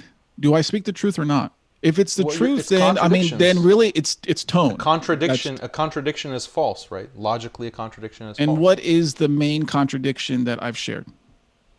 This sense of being a Christian Hmm. and valuing Christianity above all else, Hmm. and then also having a problem with different races being Do, together. but is it the truth? Is the problem I described about the races, is it true or not? Where's No, the it's not lie? true. So what's the It's not lie? true. Many What was historically, many multiracial and ethnic peoples have been able to live together in harmony. Islam is the where? definitive example of that. Is it In the when they time, were yeah, from the conquering or very beginning.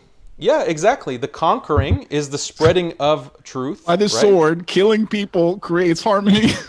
Yeah, it does. It Look, does. I We can't can agree. talk Yeah, about that. killing people creates harm. Look, I'm sorry. Let's just How go can talk to how the can you dead be a people. Christian? How can Let's you go be a talk Christian? to the dead people that were slaughtered by the Muslim sword. How much harmony they were in when their heads were chopped off. So you believe in Satan, right?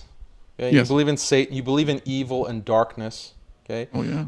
How are you going to stop evil and darkness? How are you going to stop You Satan? can't. Maybe not you You personally. can't stop evil in this world. So Evil you're a cannot be stopped in this pacifist. world. You're a pacifist. No, I'm a peacemaker. There's a difference. A pacifist does nothing. A peacemaker uses what available tools You he think Satan has cares to about create you being peace. a peacemaker? You think Satan actually Yes, he cares? does. Yes, he You're a does. peacemaker. Therefore, I'm Yes, he not going does. to rape your family. I'm not going to destroy your Listen, life hold because on, you're a hold on. peacemaker. Let's clarify what a peacemaker is. Peacemaker is the ability to use violence to promote peace without passion. Okay, That's what a exactly. peacemaker is. So a Exactly. peacemaker The has a sword gun. of peace. A So when Jesus peacemaker has Christ a gun. comes, exactly. When Jesus Christ comes and is quoted in the Bible as saying, "I have not come except to bring a sword," right? Do you know this quote? Yes, I do. Okay, is that peaceful? Yes, it's very peaceful, but it's also violent. So when we say that Islam was spread by the sword, right? This is also peace, spreading peace, right? Okay, well The that's sword a of peace. difference. that's such a huge difference. So when Jesus Jesus says in the didn't come to Bible, kill people to promote no, he peace. just brought the sword. He Just brought came. the sword. No. That is okay. You What is have a to sword understand- used You for? cannot speak you don't speak of the Bible unless you understand it, because then you're going to get confused. When he said, "I bring not peace but the sword," what that was referring to is that through having faith in Christ, you're going to have difficulties with others, mother and daughter, father and son. That was a teaching to put him as number one. And by putting Jesus Christ as number one, you're going to have conflict with others. So that's what that passage is. He doesn't really mean a sword. So we have to be careful. That's all. Just be careful not A to. sword to use with your mother and your family? No. A sword is conflict will be brought in your family by putting Jesus Christ first. That's the interpretation of the Orthodox Church. Now, if you read the Bible in a literal sense, because you want to look for evidence to support your view, yeah, you're going to find tons of stuff. But your interpretation of that verse is wrong. No, in history shows that many Christians were engaged in But crusades. when Christ comes so back, they're wrong, right? You denounce all that. You denounce crusades. You denounce the I'm spreading not of Catholic. Christianity. I am not Catholic. I don't. Unfortunately, I have a lot of disagreements with the Catholics. And do I support, invading non-Christian countries and lands to conquer by the sword? I don't. Christ did not do that. Christ did not do that. Now, I don't. If you look at the Crusades, so Christ is God, right? So Christ is God Yes. according to you. Yes. So in the Old Testament, God is commanding the Israelites to actually conquer many lands. Old Testament, through Christ violence. fulfilled whatever But was that's in God, the Old right? Testament. God in the Old Testament is also Jesus Christ, right? Yes. Okay, so that was Jesus Christ commanding the Israelites to kill and to spread the religion. Yes. So Jesus Christ did advocate spreading For the Jews Their at that religion. time, that's what they had to do to serve God. When Right. So Christ Muslims came, had to do that for serving God as well. So what kind of okay. criticism is this? According to Orthodox Christianity, your church, Well, Jesus Christ before also Jesus ordered. Christ came, hold on, before Jesus Christ came, the people who followed God at that point, which was Jesus Christ that was concealed from them, were the Jews. Christ came, he fulfilled the Old Testament, fulfilled the Old Testament, gave the teachings. So No, I we understand that. follow that. We It's don't follow the Old supersessionism, yeah. Testament. Jews follow that, right? No, I Okay. understand. That's supersessionism, and that's the usual kind of explanation that Christians will give about what they don't necessarily agree with in the Old Testament. But I'm bringing another argument that you believe that God in the Old Testament was also Jesus Christ. He was Yes. part of the Godhead. And the God of the Old Testament commands spreading the religion, actually commands genocide in some cases, to kill women and children and cattle and just leave scorched earth. So that's Jesus according to the Orthodox Church and all denominations. And So for Jesus and does for the advocate Jews that. at that time, yes, that's what he wanted them to do, and what he helped them do. When Right. he So it's came not as contrary Savior, from your perspective as an Orthodox can Christian. I add It one is thing? not contrary. It's not contrary for God to command violence and war and bloodshed through the sword. It's not contrary to God's will, What Christ at taught least us, in some cases within history. sure, what Christ taught us when he came in the flesh was to be peacemakers first, not to go with anger and wrath to kill other people, to conquer other people. That's not what he taught us. Now, when he comes back again, he's coming with the sword, the literal sword. Every knee will bow before him. Every tongue will confess that he is God. So he came in the flesh as the savior. He took the sufferings of us to redeem all of our sins. Now, does he want me to pick up a gun and start killing people? No, of course not. The church Well, doesn't God teach doesn't that. want me to pick up a gun and start randomly killing people Good. I'm either. glad. But I mean, we can agree on Jesus Christ coming back with the sword to save humanity from evil. That will happen. Do you know that actually in Mecca, or Medina, I should say, in Medina, there's the Prophet's mosque, Prophet Muhammad's mosque, and he's buried there in Medina in Saudi Arabia. And next to his grave is an empty grave that has in advance, 1400 years ago, been dug next to his grave. Do you know who is set to be buried there? Is it Jesus Christ? Yes. He'll So, live okay. a Can I say earthly one life. good thing now? Because Yeah. I just want to say one good thing. I respect that Muslims respect Jesus Christ. We I don't have respect never him. We love him and we revere are him, ready to let's say. follow him. We're ready to I follow him respect into. that.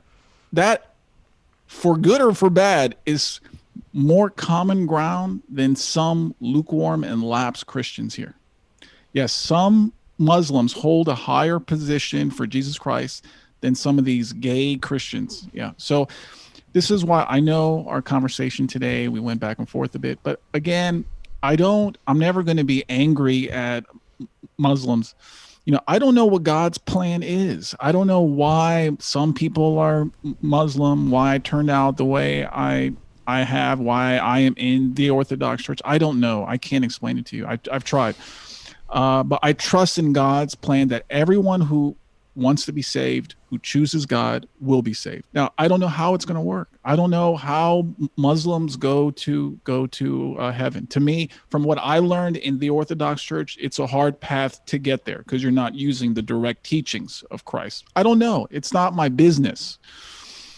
But, I just wanted to state, I'm sure another question's coming, but I just wanted to state how I don't have a problem with Islam in general. If the individual bad actors are doing wrong, okay, but I'll be upset at the individual Christians who are doing wrong, who are promoting abortion, gay marriage, and on and on. So that's all. There's a funny joke that I heard when I was in college. basically there is a bishop that rushes to the Pope and tells the Pope, Pope, you won't believe it, something so amazing. I have good news for you, but I also have bad news. So the Pope is like, okay, tell me the good news first. He says, I have Jesus Christ on the phone right now. He says, hallelujah, this is amazing. Jesus Christ has returned. What could possibly be the bad news? He's calling from Mecca. Good Muslim joke for you to appreciate. Okay. Hopefully my Muslim audience appreciated that. Okay, well, you're a good sport, Roosh. Let's go to some more political questions. I want to ask you, is Islam a threat to the West? But you pretty much answered that, because the Christian West, Islam would be a threat to that. When the Christians lose their faith, and that's what's happened in the West, anyone becomes a threat, right? They become just totally weak. They start to go with the secular winds. A Christian without faith cannot defend himself. So, I mean, is to a strong Christian country or nation, would Muslims be a threat? I mean, only through the sword. If they want to invade them through military conquest, they could be a threat, obviously. But in the faith way of some of their immigrants coming in, is that going to be a threat? No, I don't see that. So, why not? Well, a strong Christian country wouldn't have an immigration policy that would would put non-Christians above that of other Christians in need. So but unfortunately, we don't have examples today where I can show that. But I just don't see. I mean, I know a lot of Christians that are pretty strong in their faith. I think if you put them in power, this country would improve. But unfortunately, there is a funnel in the United States to keep out from power, not just Christians, but anyone who speaks the truth, who can't be bought, who can't be blackmailed.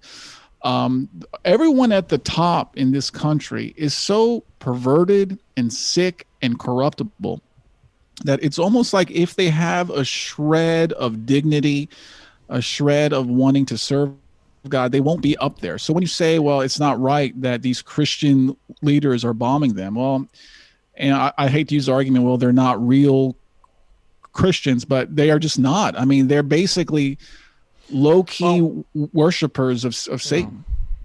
Yeah, I mean, that's not my argument. It's the actual people, Christian people, who are supporting it. But I think part of that is not really knowing what Muslims are and what Islam is about. There are all these kinds of stereotypes about what Muslims are, that we're just savage, barbaric.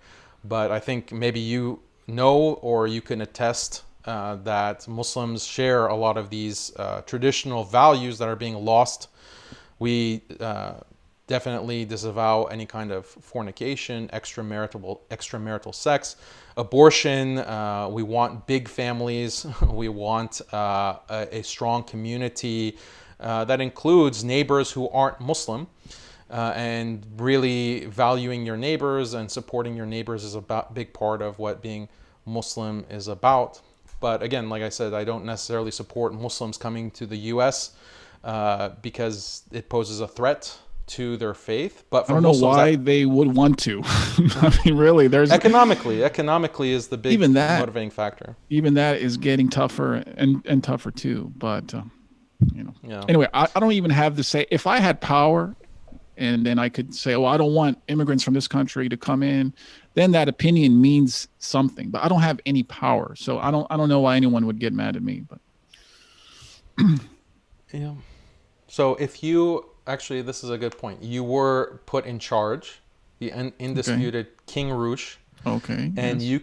you can decide. Don't get me excited. So the U.S. becomes prosperous under the reign of King Roosh. Okay. And actually there's a surplus, and you have the opportunity or the option to open the doors of immigration. Selective. Well, why? Right? I mean, unless we had a specific problem. You have a surplus. You're over Christian. 300 million Americans couldn't solve. I mean, we have a huge country. There are many. So not every country is doing as well as the country of King Roosh. So you have people who are being oppressed, Christians who are being oppressed in Africa, in Hmm. Asia. And King Roosh, with the thriving economy, now has the opportunity to do the Christian thing and help the refugees, the Christian refugees in these countries. Will King Roosh open his doors to these No, people? no, I would not. But I would happily Well, send them money, healthcare aid, training, any kind of technology transfer, any help they need. I'll be more than happy. We'll technology. send teams.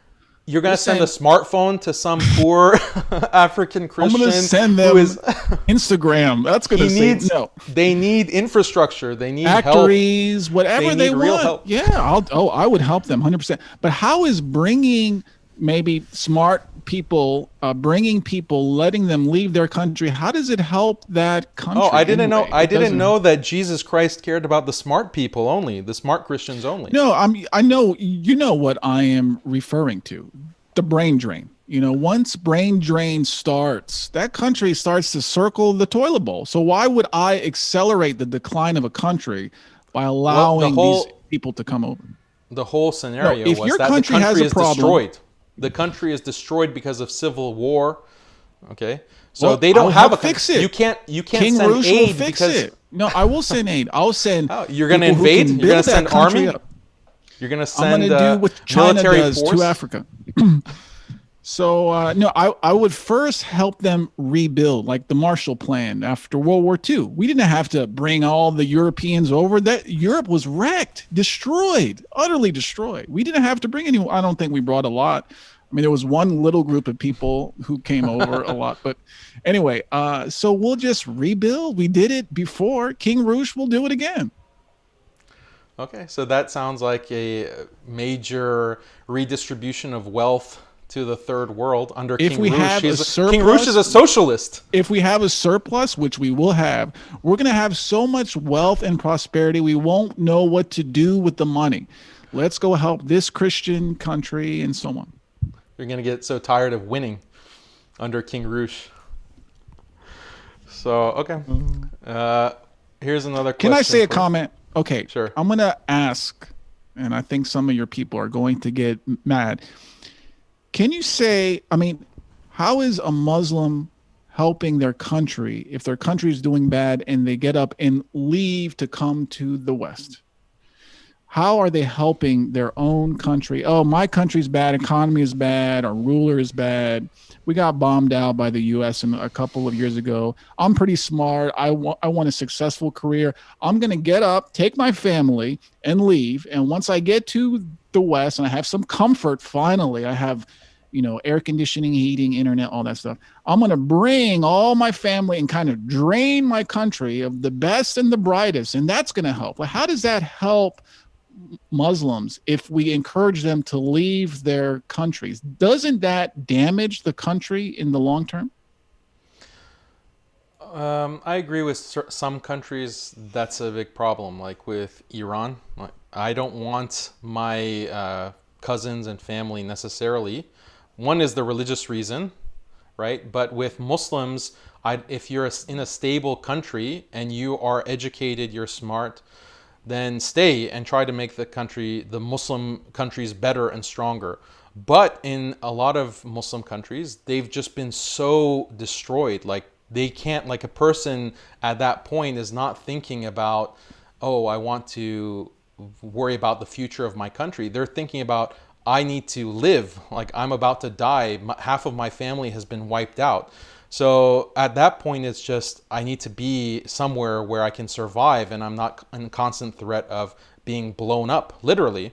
So that's what a lot of the refugees are. And unfortunately, a lot of the Muslim countries have closed their doors to refugees, or they have made refugees into these kinds of second-class citizens, even though that's completely wrong Islamically. If you're a Muslim, it doesn't matter your race or your nationality. You should be, we should have one strong Muslim caliphate or khilafah in Arabic. So that's the ideal, and unfortunately, a lot of all of that nation state nonsense, separating people based on ethnicity, that's created so much devastation and harm because there's no unity. So it's interesting for me as a Muslim, that's we're trying to get unified, and you as a Christian are talking about no, keep people separate and keep them in their own nations. So yeah, that's the perspective It's that I have. it's hard for me to buy that, oh, my country was bombed out so badly that I have to leave. During World War II, the United States nuclear bombed Japan, air bombed it too. Two cities, nuclear bomb, devastated. The Japanese rebuilt that. Germany, we bombed some of those cities, horrible bombing, devastated, more than I would say what is happening in some of the Middle Eastern countries that we bombed. The Germans, the first year after the war, they were starving, practically starving, but they rebuilt too. So when the Muslims first went to their lands thousands of years ago, it was empty. There wasn't anything to build. I mean, are they going to say, oh, it's too hard, there's no buildings for us to move into, so we have to move to somewhere that has the infrastructure? So I don't buy that. I think if your country, if my country, and the reason I say that is really an insult to me, the way that I lived was, oh, when I was living a life of sin, I wanted beautiful girls that were easy to get into bed. So I left the United States. I moved to countries where, oh, the girls were easier. Now, while I was there, while I was in Europe, I was complaining about the United States still. Why? I'm not trying to make it better. I just got up and left for more comfort. And I know most of the Muslims wouldn't leave their country for the reasons that I did. But so now I'm back. Now I'm back in the area that I was raised in, trying to make a positive difference. Of course, you could argue that I'm not by the ideas that I have, but trying to make a positive difference. I'm involved in a church. I try to contribute as much as I can, help people here. So I just can't buy it. I can't buy it that it's so hard in my country because of another country that bombed us that we have to leave. That's happened so many times in the course of history. I just don't buy it. But it's the nature of control of the Middle East. So, you should be especially woke on this question because it involves Israel, and Israel wanting to keep the Middle East and Muslim countries in general as weak as possible to protect their own interests. So they foment civil war. So it's not just a matter of dropping the bombs once. You also have to install these extremely authoritarian, tyrannical puppet dictators that continuously are killing and disappearing their citizens. So it's not like Japan where the bomb was dropped and Japan was defeated and then you have a new government that's coming in that actually works for the interests of the Japanese. Instead, you have these tyrant dictators that are installed and are constantly working against the interests of Muslims. Why? They're working against the interests of the Muslims and in favor of the interests of who? So that's the difference. And if you're in that situation, it's not really optional where you can think, okay, am I going to live and build a future in Iraq or Syria versus Germany? It's, am I going to live tomorrow or am I going to be disappeared tomorrow? That's the kind of choice that these Muslims are making. And I can understand that. I don't know how it's like there, but I'll tell you this: whatever the United States did to the Muslims in their own countries and what they're currently doing, they're going to do it to us now, starting now. About how you can't speak, you can't help, you can't build a community, can't get involved in politics, can't participate in the public square, on and on. So, maybe we'll talk again in the future, and I can tell you, hey, man, it's kind of hard when the government is on your neck. But as far as I can see, the only reason I would want to leave the United States is if I cannot practice Christianity, if I cannot have my faith here where I'm persecuted so severely that I can't even go to a church. I think for me, that would be the time. But if it's just because it's hard. But that's the case in the Muslim world. That's the case. Like, you can't go to mosques because they've bombed all the mosques. Or you can't go to the mosque because if you have a beard like the length of my beard, you're going to be basically abducted because they think that you might be a terrorist. This is a Muslim country, right? So you can't go to mosque, you can't practice, you can't advocate, like certain verses of the Quran are being taken out because they're seen as contrary to the interests of these puppet dictators.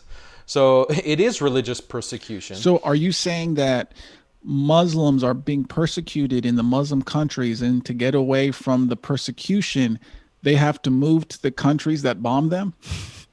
Well, if that's the only That option, I mean, if that's true, I'm that's not pretty saying. crazy. Yeah, it's pretty sad, So you, unfortunately. Like I said, there are I mean, Muslim countries that can do a lot more to assimilate refugees, Muslim refugees, into their countries, but they don't because they're also selfish and they have these kinds of nationalist tendencies, kinds of like what you were promoting earlier, and they're blocking Muslim refugees from coming in. So that's completely contrary to Islam, but it's a situation that anyone thinking about it rationally would sympathize with the poor Muslim refugee. I mean, look, I do most of the Muslims who do want a better life. I don't think they did anything wrong. They didn't start the war. They didn't pick up guns. So I have sympathy for the people, but I have to have sympathy for people in my own country too. So I think, can I put people outside of my country above those inside? I just can't do it. It doesn't mean that the life is more valuable here or not, but I think the people of your own country have to come first. But even when I say that, it's a joke because the people of my country is now who? I mean, it's like we talked about earlier. It's the international airport. I I don't even hear English as much anymore. So I wonder if I'm just speaking in a more idealistic tone. But in theory, I think you should value your countrymen first. Yeah, that's very strange because you're valuing your countrymen, but they are Who Christian, are right? my The countrymen? non-countrymen, the immigrants that we're talking about, are Christian. So, but they're just not American. So you have to shut the door. That's the contradiction that we haven't been able to solve. Wait, can you say that again? That You said that we have to put our countrymen first. first, right? So that in many cases means that you're putting your country above your own co-religionists, Christians. No, I'm still putting well, in theory, the people who live in my country have the same religion as me.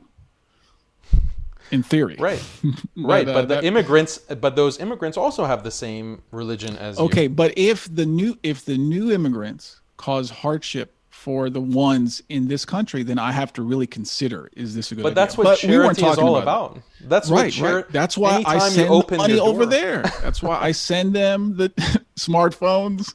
I rain Instagram on them, and they're going to be happy and looking at the memes.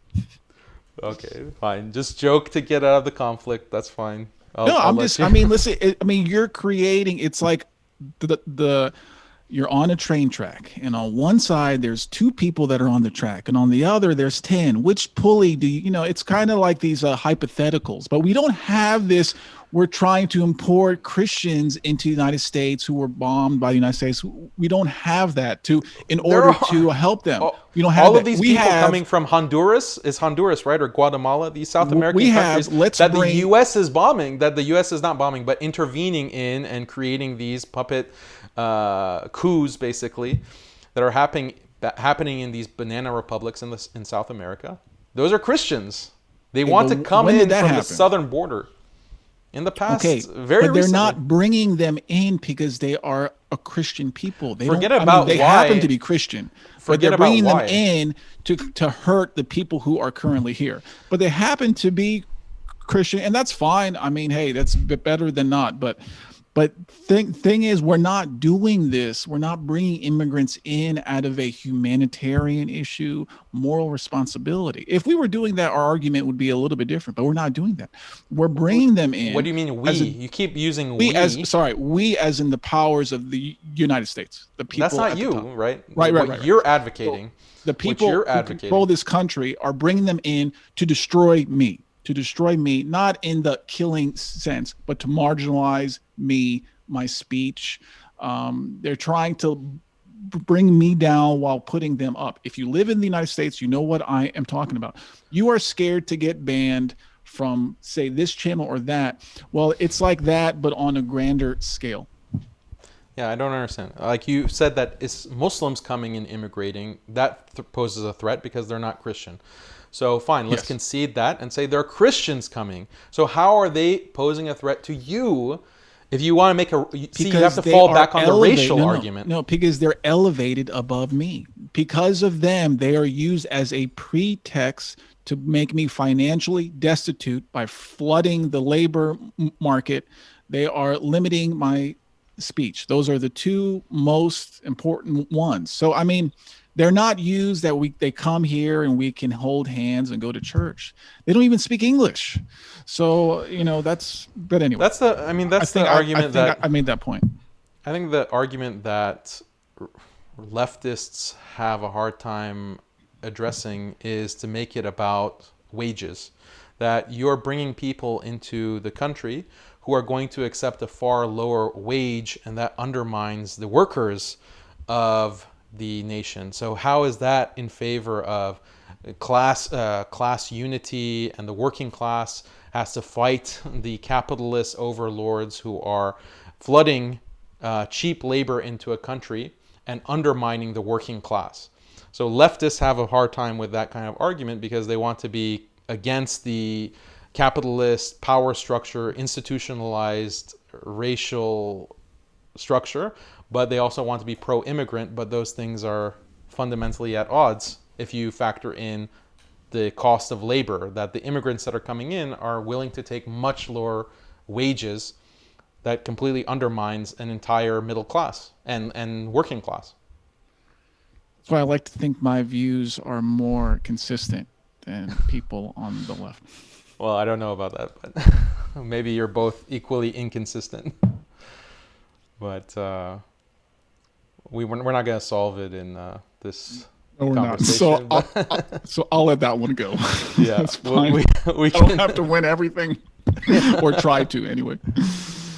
Yeah. So one thing that you said that was very interesting is about you're talking about Trump being non-interventionist, and that's one of the reasons why you were supporting him as president. Back in 2016, I was actually very outspoken in also saying that Donald Trump would be overall the lesser of two evils as far as Muslims are concerned, both domestically and in terms of foreign policy. I think I was definitely correct about that. I think Hillary Clinton, as the establishment candidate, would have been much worse on both fronts. But I could never actually give full-throated support of Donald Trump because he still had many policies that were anti-Muslim. He killed a lot of Muslims. The drone program, for example, in Pakistan and in and I Afghanistan. don't support those. So right, but you're saying that you don't want to be held accountable for a president that takes those kinds of actions, right? So would Hillary Clinton have killed more or less? More. I think that she would have killed more. So they gave me two options to vote for. Why? Don't vote for anyone.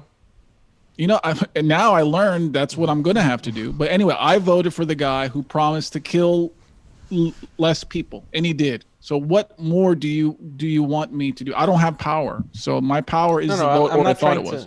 This is not Roosh on trial. I know it feels that way, but I'm just trying persecuted. Your chat is persecuting me. Yeah.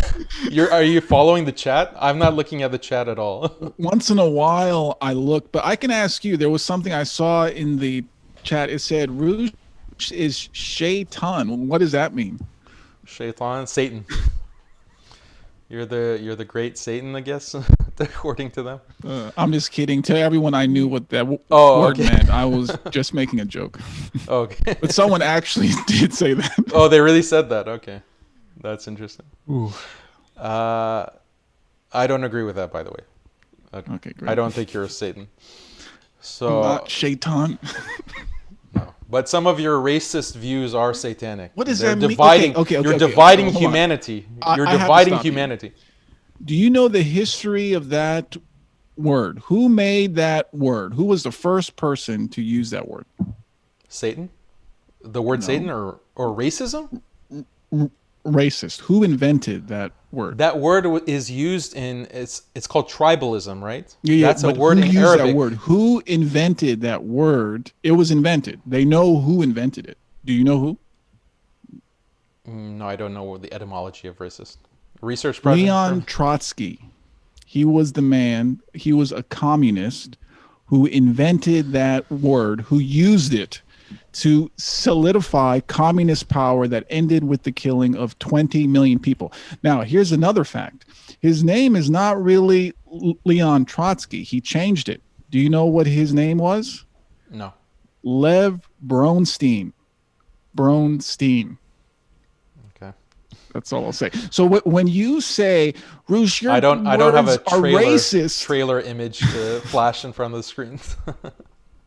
So But, when you say, Roosh, your racist views, and that's fine, I don't care. You can say that. I'm not hurt by it. But you're using a word, a category of the mind invented by a certain group of people to exert power over everyone else. So I'm just saying, you're using their terms. You're using the terms of the same people who are bombing Middle Eastern countries in a way to kind of argue with other people.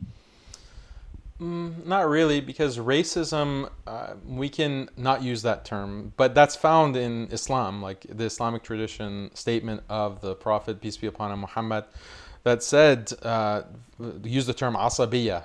Asabiya means tribalism. And the thing about Arabia was that it was all these different tribes that were constantly warring with each other. And these different tribes did have different features physically as well, some of them, different languages, some of them. So a big conflict within early Islam was, how do you unite all of these different tribes under worship of one God? Some of them also had different the sword, gods. Right? Through the sword, threat of death, and then you're going to get people to fall in line. Christ doesn't called teach peacemaking. It's called peacemaking. Christ did teach that, actually, in the Old Testament. He didn't teach to unite people by getting a sword and killing people. According to you, he did, because the God of the Old Testament commands genocide. Islam doesn't preach genocide at all, but we preach. Jews sometimes did that. Peace requires force, of course. Sometimes peace. I don't know how we got here, but I'm just saying, when you use the terminology of your oppressors, when you use the terminology of the Bronsteins, I mean, who are you serving? So are you serving the truth, or are you serving those who control the agenda? Let me tell you the first. That was the point I was trying to make. The first racist. Do you know who the first racist was? Satan. Satan was the first racist. Let me explain. Hold on. See, I can't. Explain. It's hard for me to engage in this because I don't believe in that word. I don't believe in it. Okay, let me explain what I mean. In that. I think I have the ability, and so do you. You can like and dislike anyone you want. Just because you dislike a, let's say, Asian person, are you a racist? You don't like Asian people. That's your choice. Is that correct? No, it's not your choice. That's not up morally to me. Right? That's not up to me. If you're a Christian, you should be against hating people just because they were born a certain way. I didn't say hate. I said if I dislike. Okay. Yeah. Is it okay? Is it? But I don't. I don't though. I have opinions on groups, but like I said earlier, if I meet a Jewish person, even, I could meet him, I won't have a problem with him, but I have the right to have opinions on groups of peoples. I have that right. It's not racist to hold a truthful opinion on you can have a group of people. You can have an opinion, but if it's all bad, right? So Persians, I don't have all bad opinions on people. Okay, so then you wouldn't be considered a racist then, even by the liberal definition. But you called me that. You just called me that. You said your racist views, because I don't believe everyone has. Look, I can talk badly about myself. I have a lot of weaknesses, and your people in the chat are detailing them. That's fine, but just because you detail a weakness of mine, doesn't mean you're a bigot. That's, so we can do it with groups. God gave us the mind to look at patterns. If patterns exist, can we not speak of them? If that pattern is usually true, it's truth, right? Now, you can use that any way you want. According to Christianity, okay, aren't all people supposed to be united as a human race against the forces of evil? No. Where? No. United against no.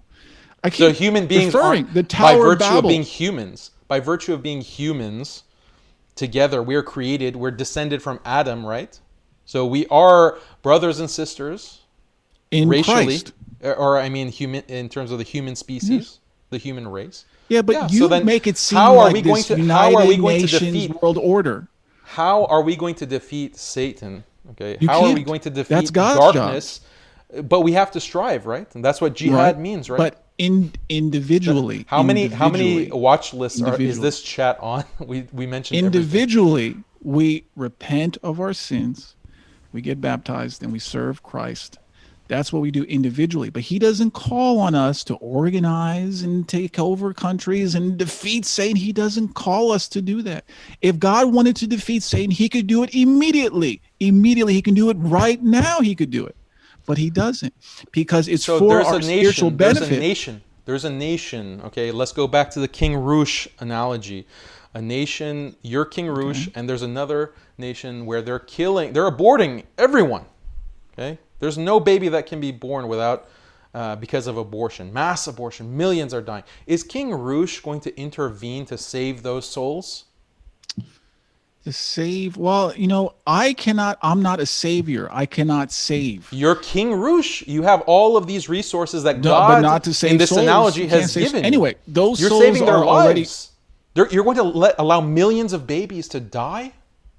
First, I would focus on my own country. If my own country is perfect paradise, then maybe we can start. I don't know, but it's not going to be that way. What? So You can do what? you have hypotheticals that would never happen. Like, you play this game No, where you create a hypothetical to kind of reveal a argument Exactly. that's not airtight, but it's not always airtight. Things No, are the dirty. It's hypotheticals. compromised constantly. Hypotheticals are used to understand the underlying principles. Like, what principles are But you if- operating under? I mean, if I had to invade a country to potentially save people, I'm not going to do that.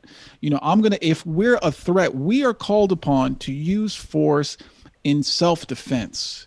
If another country that I don't control is doing something, well, They're killing millions, or they're people are. I mean, that's not teaching our Satanism concern. and they're damning millions of people to hell because they're teaching Satanism in that country. I don't think that no one on this earth has the ability to damn you. Nobody can. They can kill you, but if you didn't make your decision for God, you're damning yourself. No one can damn you. So that's something that, in the Christian faith, we don't believe that anyone in this world has power over you to damn you. All that rests within your own choices. That's why we're not this kind of faith that needs to invade and save people. People can choose for God themselves. We don't use the sword to save people through their heart by repenting, by turning away from sin. They save themselves. So this is where King Roosh would kind of focus on the own country to build the faith of his citizens as much as possible, keep the immigrants out for now until we solve our own problems. And I think I would save way more souls than invading countries and trying to solve problems for people who didn't choose for God themselves. Well, those babies would be aborted; they'd be gone, but their souls are fine. But their souls are fine. No aborted baby is going to hell. Totally, it's a heinous crime. It's genocide. A heinous crime. It's a heinous crime, and I agree with you there. But I think I think we should keep the conversation on a more practical thing. I don't know if these hypotheticals are helpful. I see the point, and it's not. It's I see what you want to reveal any kind of flaw that I have. That's fine, but I'm not a king anyway, and I'm just doing the best I can. But some of these questions is, if I really was a king, I would consult with the priests and the monks and really get my best advisors going. But you're asking me on a stream. I'm just going to tell you the first thing that comes to my mind. So, yeah, I'm only pressing this point because you're bringing up like this issue of violence in Islam, and as if this is a moral failing of Islam that it was quote unquote spread by the sword. And I have videos on this topic. I'm not an apologist. I don't say Islam is pacifist. Yes, there were certain cases where Islam was spread by the sword. To Iran, to Persia, it was spread through violent conflict. The Muslim Arabs came and conquered Persia, and I'm very grateful for that, because that's how my ancestors became Muslim and has a part to play in the fact that I was born to a Muslim family. But I'm trying to explain the logic of it, that in Islam, when there is an evil force and crime is being committed, injustice is being committed, the greatest injustice is when people are turned away from God and they're deprived of living a godly life because they're not allowed to learn about the truth, about God's message. This is the biggest injustice, and sometimes through like a governmental force, a caliphate, that force can be used offensively to open up those areas to Islam and to bring justice and to bring goodness and to those places. And when we look at the history of Muslim expansion, when we see expansion in the West, in the modern West, when the West invades Iraq or invades Afghanistan or invades any of these countries in South America, they leave destruction in their wake. They leave all kinds of death and poverty. But when Muslims expanded through conquest, some of the greatest cities and locations of Muslim history were in places that were later conquered. It's like Baghdad was conquered. That area of Iraq was conquered. In Shiraz in Iran, that was conquered area. We had some of the greatest scholars coming out of Iran, which was conquered. And Egypt, another example. Would Islam have spread if you didn't conquer? Because you look at how Christianity was spread, and it was a choice that people, they heard the Gospels. You can argue about what some of the Catholics did, but the way it spread through Europe, through the Roman Empire, they accepted Christianity. They accepted it. For what reason? Countries, for what reason? The Vikings. Because it's the truth. It's the emperor, the vomit of the paganism, and enforced it across Rome. Why did he accept it? What did God show him? Okay, we can have. I don't know what God showed him. Anyway, he didn't show him anything, but he enforced it for Rome. Right? He showed him a sign. He showed him the cross. God revealed himself to Emperor Constantine. And if I was King Roosh, we would retake Constantinople from the Turks. But that's intervention. That's force. But violence. But the point I'm trying to make is that when you're reviewing the history of Islam, so I'm hearing a lot of. What did Constantine do? Did he burn any blasphemers? Did Constantine persecute any heretics? How did the entirety of Rome become a Christian He just made nation? It the state. Oh, he made it. Yeah. Oh, he made it the state religion. But he didn't slaughter people. He didn't slaughter people. How many heretics were burned in Roman history? that was an ongoing thing. But he didn't conquer countries in the name of Christ. He didn't conquer. So anyway, I'm just saying when he conquered them in the name of Rome. When you were teaching me what Islam is about, and I appreciate it, I heard the word conquered a lot. And when I read Christian history, I don't see that word because it didn't happen. So if you have one because you're religion, twisting words. I'm not twisting words. Who's diplomatic with twisting words to get certain ideas out? Okay, so what does that remind you of? The point I wanted to make is that people who choose for Christ choose it.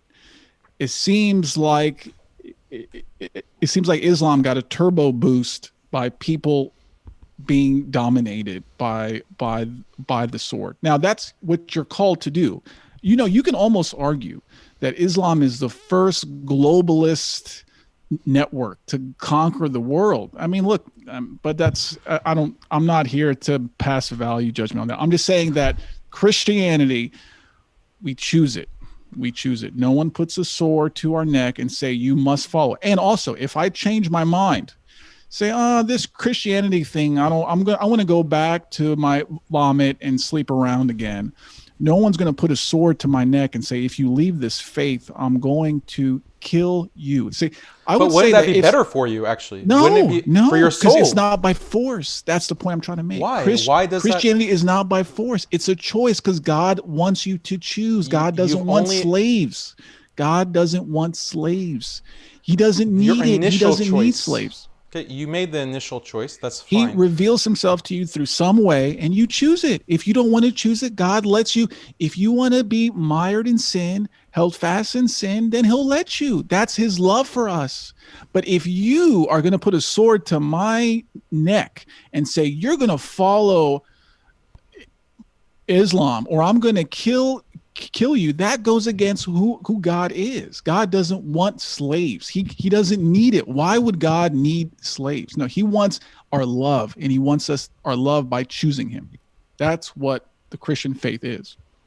Well, Islam teaches that you want to create an environment that's most conducive towards With the people. sword, yeah, choose Islam, Roosh, or I'm going to chop your head off. That's not Islamically. You're not allowed to hold a sword to someone's neck or a gun to their head and say you have to become Muslim or I'll kill you. Actually, Right. that's explicitly That's only prohibited. when you try to leave it. No, but think about that. I mean, think about leaving Islam or Christianity. You said that if you were to leave, okay, you would want the choice. Wouldn't you want there to be as much influence around you to prevent you from leaving? Yeah, and that's why I would want, yes, that's why I would want to live in a Christian nation, but we don't have that, you know. I mean, just a little bit of influence, yes, but I wouldn't want to be forced. God doesn't force. If you're being forced to do something in the name of God, I would wonder what God that person believes in. So I'm not saying that Muslims go around with a literal sword on the neck, but conquering countries in the name of God, whether on the Muslim side or the Christian side, is wrong. And Why? That's not justified by the history of the church. And it's not just, this is just a liberal idea that you've adopted because of modern secular influence. This is the first time I've been called a liberal. What is liberal the in the idea? philosophical sense. Liberal in That the I said what? philosophical sense. That, choice is the highest value. Oh, this is taught by the church. This is the Orthodox Christian teachings, 100%. I can tell you this is what the teachings are. Well, let me finish. Let me explain. So, if you expand this notion of choice, then it becomes a problem, right? Because you can say that, well, if you are living, this is what atheists are doing in secular countries now. They're saying that, well, you're not giving your child a choice if you take him to church. You're not giving your child a choice that they're giving. They are not giving a genuine choice, though. They are telling you what to do. They are saying one side is evil, extremist, terrorist, and the other side brings help and harmony and happiness. So they're not really giving you a choice. No, but think about this argument. The liberals will say that you're indoctrinating your children by taking them to church or the mosque. We have to take care of children's education so that they grow up informed, and when they reach age where they're mentally capable, then they can choose freely to believe in one religion or the other. In fact, taking your children, circumcising your child, or taking your child to church, that's child abuse because you're indoctrinating, you're taking away from your child's choice, right? What you would say, what they're what would you really say to that? saying, but they're not being honest. What they're really saying is my choice is going to be what's taught to your child. They're not giving you, would you rather have choice A or choice B? What they're doing is eliminating one choice to force their own choice. So that's not a liberal idea. I'm giving you genuine choice. God gives you genuine choice. You either choose for God or you don't. So If that's you what you don't choose say for to God, a child? Like you have a child No, and you say, no, no, look, you no, can no, no. choose to be Christian or not. No. As parents, we are Then where's the responsible choice? for teaching the gospel. When he becomes Okay, you're of teaching age, it. So you Right. have to have your child in but your you're not going to guardianship. force your You're kid the to guardian. church kicking and screaming. You are going to teach it from a position Why not? of love. And because if you do You don't that, believe as soon in discipline? You don't believe in disciplining your child so that he will It's a be balance. going to church and reading the you Bible will do dutifully? that, but Okay, so you're but forcing if- him. But You're if you forcing your force, child. Where's the choice? no, you're not. You're not forcing. I mean, you can't leave your child home So you're alone. So he's going to come. Daddy But Roosh, but Baba hold on. Roosh, screw you. I don't want to go to church. I'm only There's gonna 5 be years old, an but I want to age. sit and watch No, Teletubbies. at five, he's going to do whatever. You're going to force mom him. and dad. Yes, Okay, I'm that's going to force. force my kid to go to sleep force him to eat every day. Yeah, okay, force. I mean, if that's Yeah, the word okay. that you want to use. You don't have to But use there's going scare to be quotes. an It's force. age. It's There's going coercion. to, but no, but there's going to be an age where he has a choice to make, and he's going to choose for God or not. Once he grows up, and he has the gospel on one side that Daddy taught him, and he has the secular world, what Satan wants to teach him on that side. It doesn't matter now what I say to him because he's at that age. He's going to choose. So now there's nothing I can do. If he chooses to live in the world, become But a is it homosexual, really a even. free choice? Is it a free choice if you have spent all those years indoctrinating him with Christian Is it teaching? a free choice that I had for God when I was spent all my entire childhood indoctrinated into the evils that the Western world propaganda machine pushed onto me? So No, I mean that's information. you went against all of So then, that therefore, influence. okay. So thank you. So But therefore, you're the if one I who's teach the advocating a complete gospel change to because you're the one a who's child, he advocating. can go against that. I can't force him to do anything. I'm going to teach him, but he is still not forced because he can still choose what he wants to do or not. But Right, yes, but you created the environment, right? You created that environment that's most conducive to him making the right choice. If you could choose, if you could decide not to have been born in a cesspool of corruption and evil, you would choose that, right? You would want the environment to influence you towards the right choice, towards good. So there you are don't have to go people. against the grain and become religious, I see right? the You would point want that you are making, and the point is fine. I mean, you want to. What you're saying is to give a good environment to people that may go against their will as a child to create a more holy country, and that point is fine.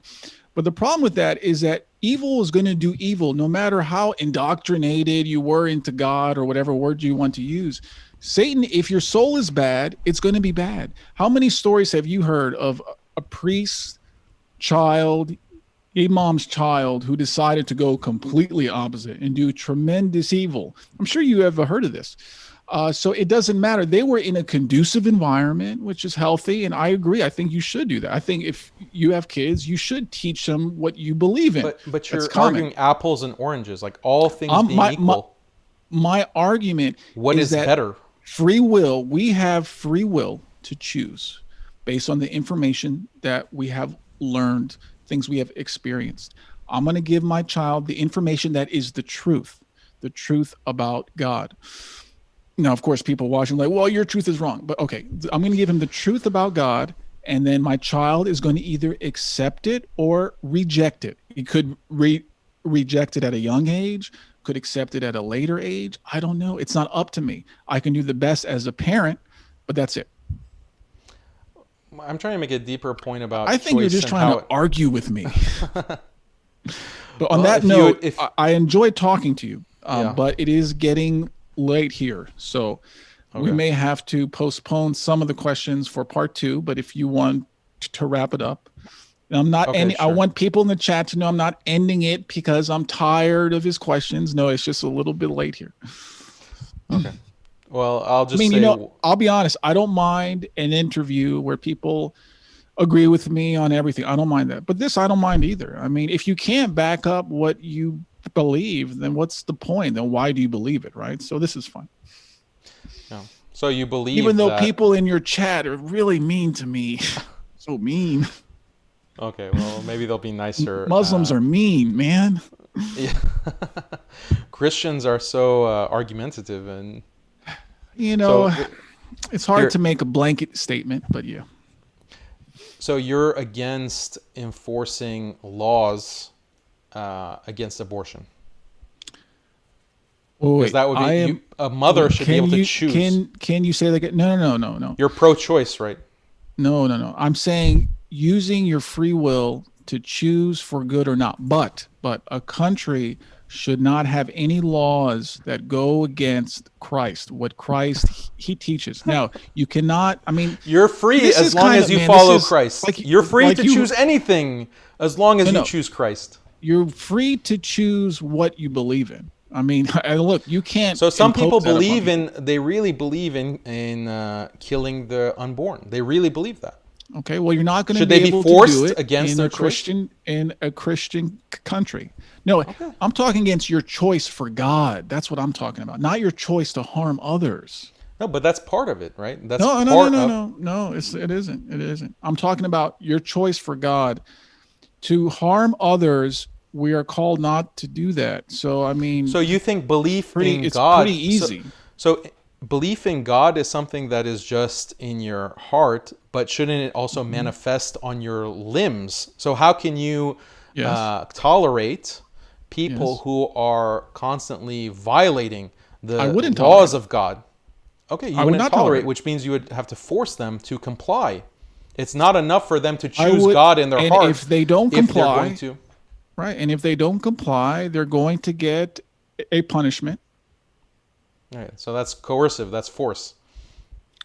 You're forcing Forced to God's follow the will. law. Yes, some force has to be used. Yeah, but I Okay, wouldn't force there people you to go. believe in God. That's the difference. I hope Well, you can this see is the difference in that. Please, I you can see conceded the that. I difference in said what you believe and harming others in the physical. Now, if so I could Islam. force So people the to spread believe in of God, Islam, the spread of Islam wasn't forcing people to believe at the edge of a sword. It are you was to sure? expand. It was to expand Islamic rule, right? That's the same thing.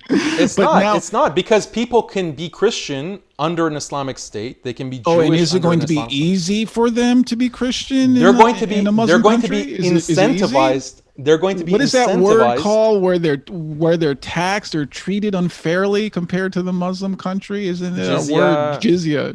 yeah, Okay. jizya. Well, would you support Yeah, that? they're Okay, how about this? incentivized. They're incentivized to accept the truth. It's an incentive program. That's how you have to Okay, understand jizya. that's okay. So I'm going to do that too. In my own country, a Christian country, I'll open the door, the Muslims can come, but 20% extra tax on them. Well, if you open the door, that violates your other policies And of no I'm immigration. going to make it a fact that all the Christian tax on the Muslims go to Christian charities. Well, you could do that. So if a And then the Muslim is Muslims are going like, to, oh, I'm not going to King Roosh's land. He's just going to give my money to Christians. yeah. So yeah, but the point underlying all this was that force is justified in enforcing religious I wasn't dictates, arguing religious with you against values. that. You But were you because can't you're saying force that someone to Islam was believe in God. spread How do you by the force sword. people to believe in God unless their faith is weak enough that, they'll just do whatever you say for the comfort. But yeah, some people, if you put a sword to them and say either believe in my God or I will kill you, if their existing faith is weak, if then they're going to Would you believe rather in live? Would their you God. rather live in a place where abortion and fornication is rampant, or a I place live there where now. or a place where that is illegal and there are strict penalties and there's Yes. all kinds of social values that prevent that kind of fornication through separation of the genders and modest dress, covering the hair? Would you prefer to live We call in that that location or we have that in the the United fornication? States. It's called Okay, the so Mormons. So it's like a forced grace. And the Muslims and the Mormons have a lot in common. It's like from the incentivization that you call it, which is really by force, you don't have a choice. You, from outward appearances, you are a faithful person. If I go to Iran right now, all the women are going to be covered in the headscarf. Wow, such a modest woman. And then nighttime comes and the parties get rolling, and you see how modest they are with some of the things that they do. yeah, And I because don't have to. unfortunately they So have it's the not. same internet access that we do. If they So didn't it's have that fake. It's access, fake. It's fake. It's fake grace. It's fake. So do I if there want a wasn't that country of influence, fake if there wasn't Christians? that Fake global Christians influence, who if pretend in public, but then they fornicate in private, whose no, soul is but that's dark. Why because do I want that? That's what no. I think in some Muslim countries, Wait, that is what you in the have. Orthodox Church, women have to cover their hair in church, right? No. Some do, yes. Some don't. But usually in my church, they put a veil on when they receive the body and blood of Christ. Yes. Okay, so that means they don't have any kind of personal indiscretion. Otherwise, they'd be a hypocrite because in church they're Unfortunately, a covering their lot of hair. women, I'll tell you, I'll be honest with you, a lot of women come to church, not only in my church, but in a lot of churches I've been to, in outfits that they should not have. They So why really would the should not have that. church have them cover their hair if outside of the church they're doing all kinds of wrong actions? Is it to maybe incentivize them to create a conducive environment towards piety and modesty? That's what the theory is. That's what the Okay, theory then is. imagine Yes, if, to cover in their the head. entirety of society there were regulations and there wasn't a globalist internet that was putting evil ideas into people's head, in women's head, that they need to be promiscuous and they need to go out and That do is all fine. kinds of... I mean, look, I'm not bashing the fact that you go to a Muslim country and appearances seem very, very nice. Everyone's covered, following the law. I'm not objecting to that. I think that's great. And if you have that, I wouldn't know why people would want to leave that if everything else was good.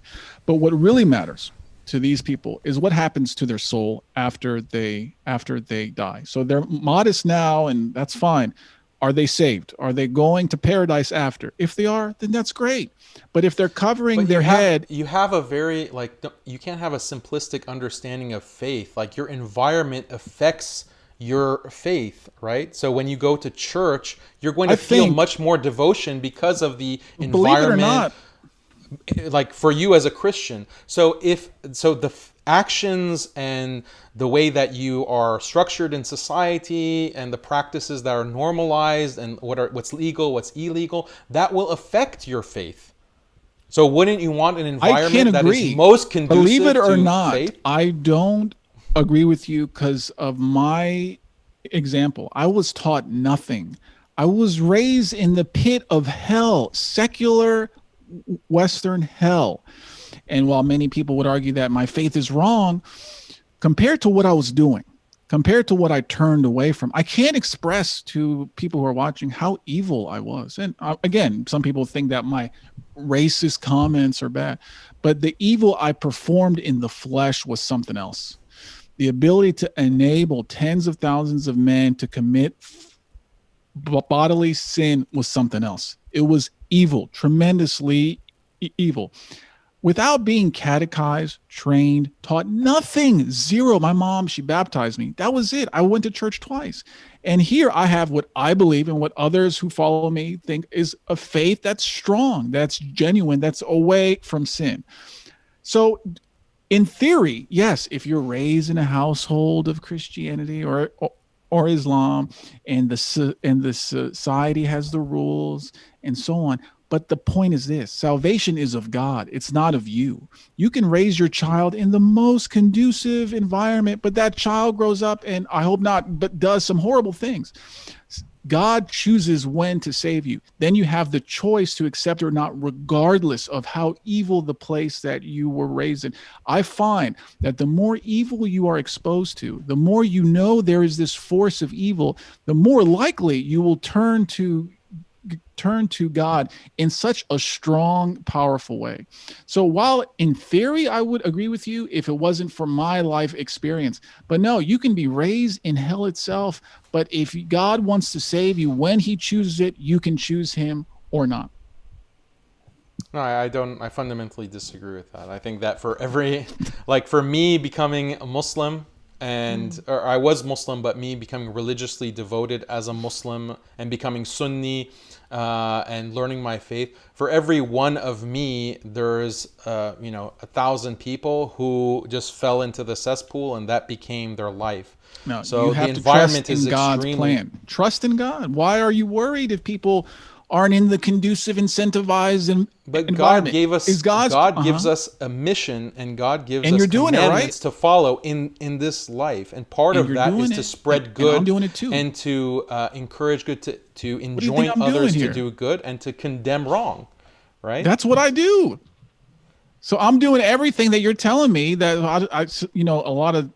So we're going on hour 3, and we have argued about things. Honestly, I think you're just arguing for the views here, because people are like, "Oh, look at this debate." I'm not. So anyway, I'm not advertising this as a debate, and I didn't. And these questions, you're the one who's saying Islam is spreading by the sword. So you raise this issue that I have to now address, and Islam is kind of irrational because it has these kinds of I didn't rules. use that word.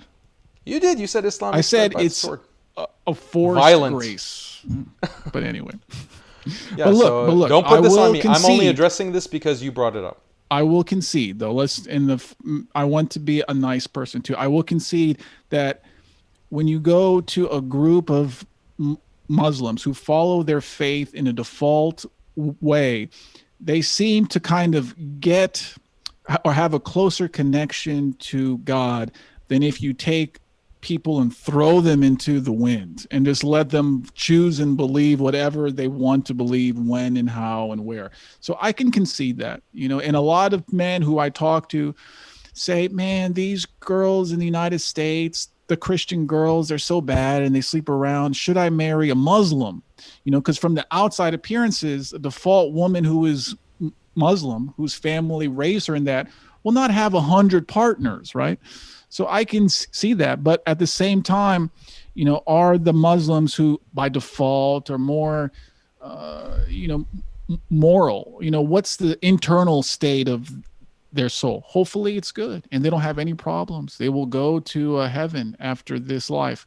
So I think that with me, I took a different path, and I took a path that was very difficult and hard, but I hope that the path I took allows me to be a stronger witness for God, to show what God can do, how you can live in communion with Satan, but turn it around. So look, God has a different plan for each person. So I don't want to force my plan on to others. So there's, just to start wrapping it up, appreciate all the time that you've spent already, getting close to 3 hours. There is another statement of the Prophet Muhammad, peace be upon him, that I think you'll resonate with, given especially your recent work, where he said that a time will soon come when the best property of a Muslim will be sheep, which he'll take to the tops of mountains and in the valleys, so as to flee with his religion from afflictions. So this is apocalyptic, regarding approaching the end of times, that the best property will be sheep as a shepherd to go to the mountains in isolation to escape the afflictions of this of what's happening. So you recently were moving to the mountains. It turned out to be a crack house, Yeah. or an old crack house, and then you've moved back. I'm back in So Satan's den. in Satan's den. So do you think that it's imminent for you to have to isolate and move? What are your plans for that? I don't know. It's like every time I make a plan from my own will, it seems to fall apart in some way, or I see and there's an angle of my plan I didn't see. So I'm kind of waiting on God to thrust me into the environment and the situation that he wants me to be in. For me, the point of my faith is to trust in God totally and to serve his will totally. And that's as my faith grows, and I still have a long way to go. I mean, I've only been a Christian for 2 years now. So as you can see, there is a rawness to my faith.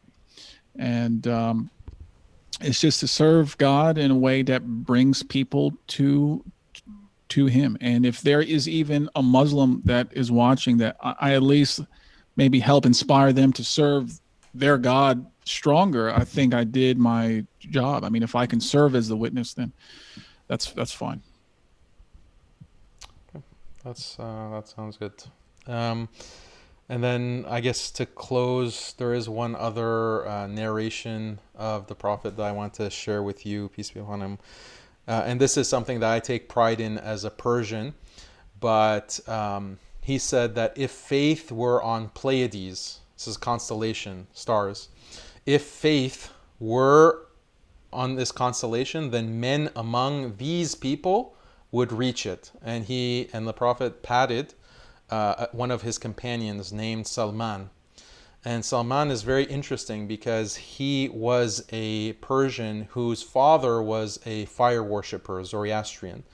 And he overheard Christians talking, and he became intrigued by Christianity and decided to dedicate his life to Christ. And he actually was following different groups of Christians that were in Persia and in the Middle East at that time. And he would go, he basically left his entire life behind, his family, for the sake of God. And so he became Christian. He studied with one Christian priest or scholar, and then that one would die. He would go to the next one, and then that one would die, get old and die, and then he would go to the next one. The most knowledgeable Christians of his time.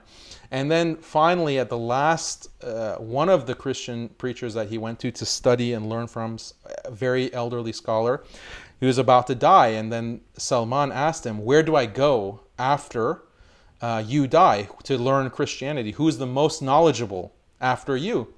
And he said, there's no one. There's no one else left who is more knowledgeable than me. But our book foretells of the final prophet, the final messenger that will come.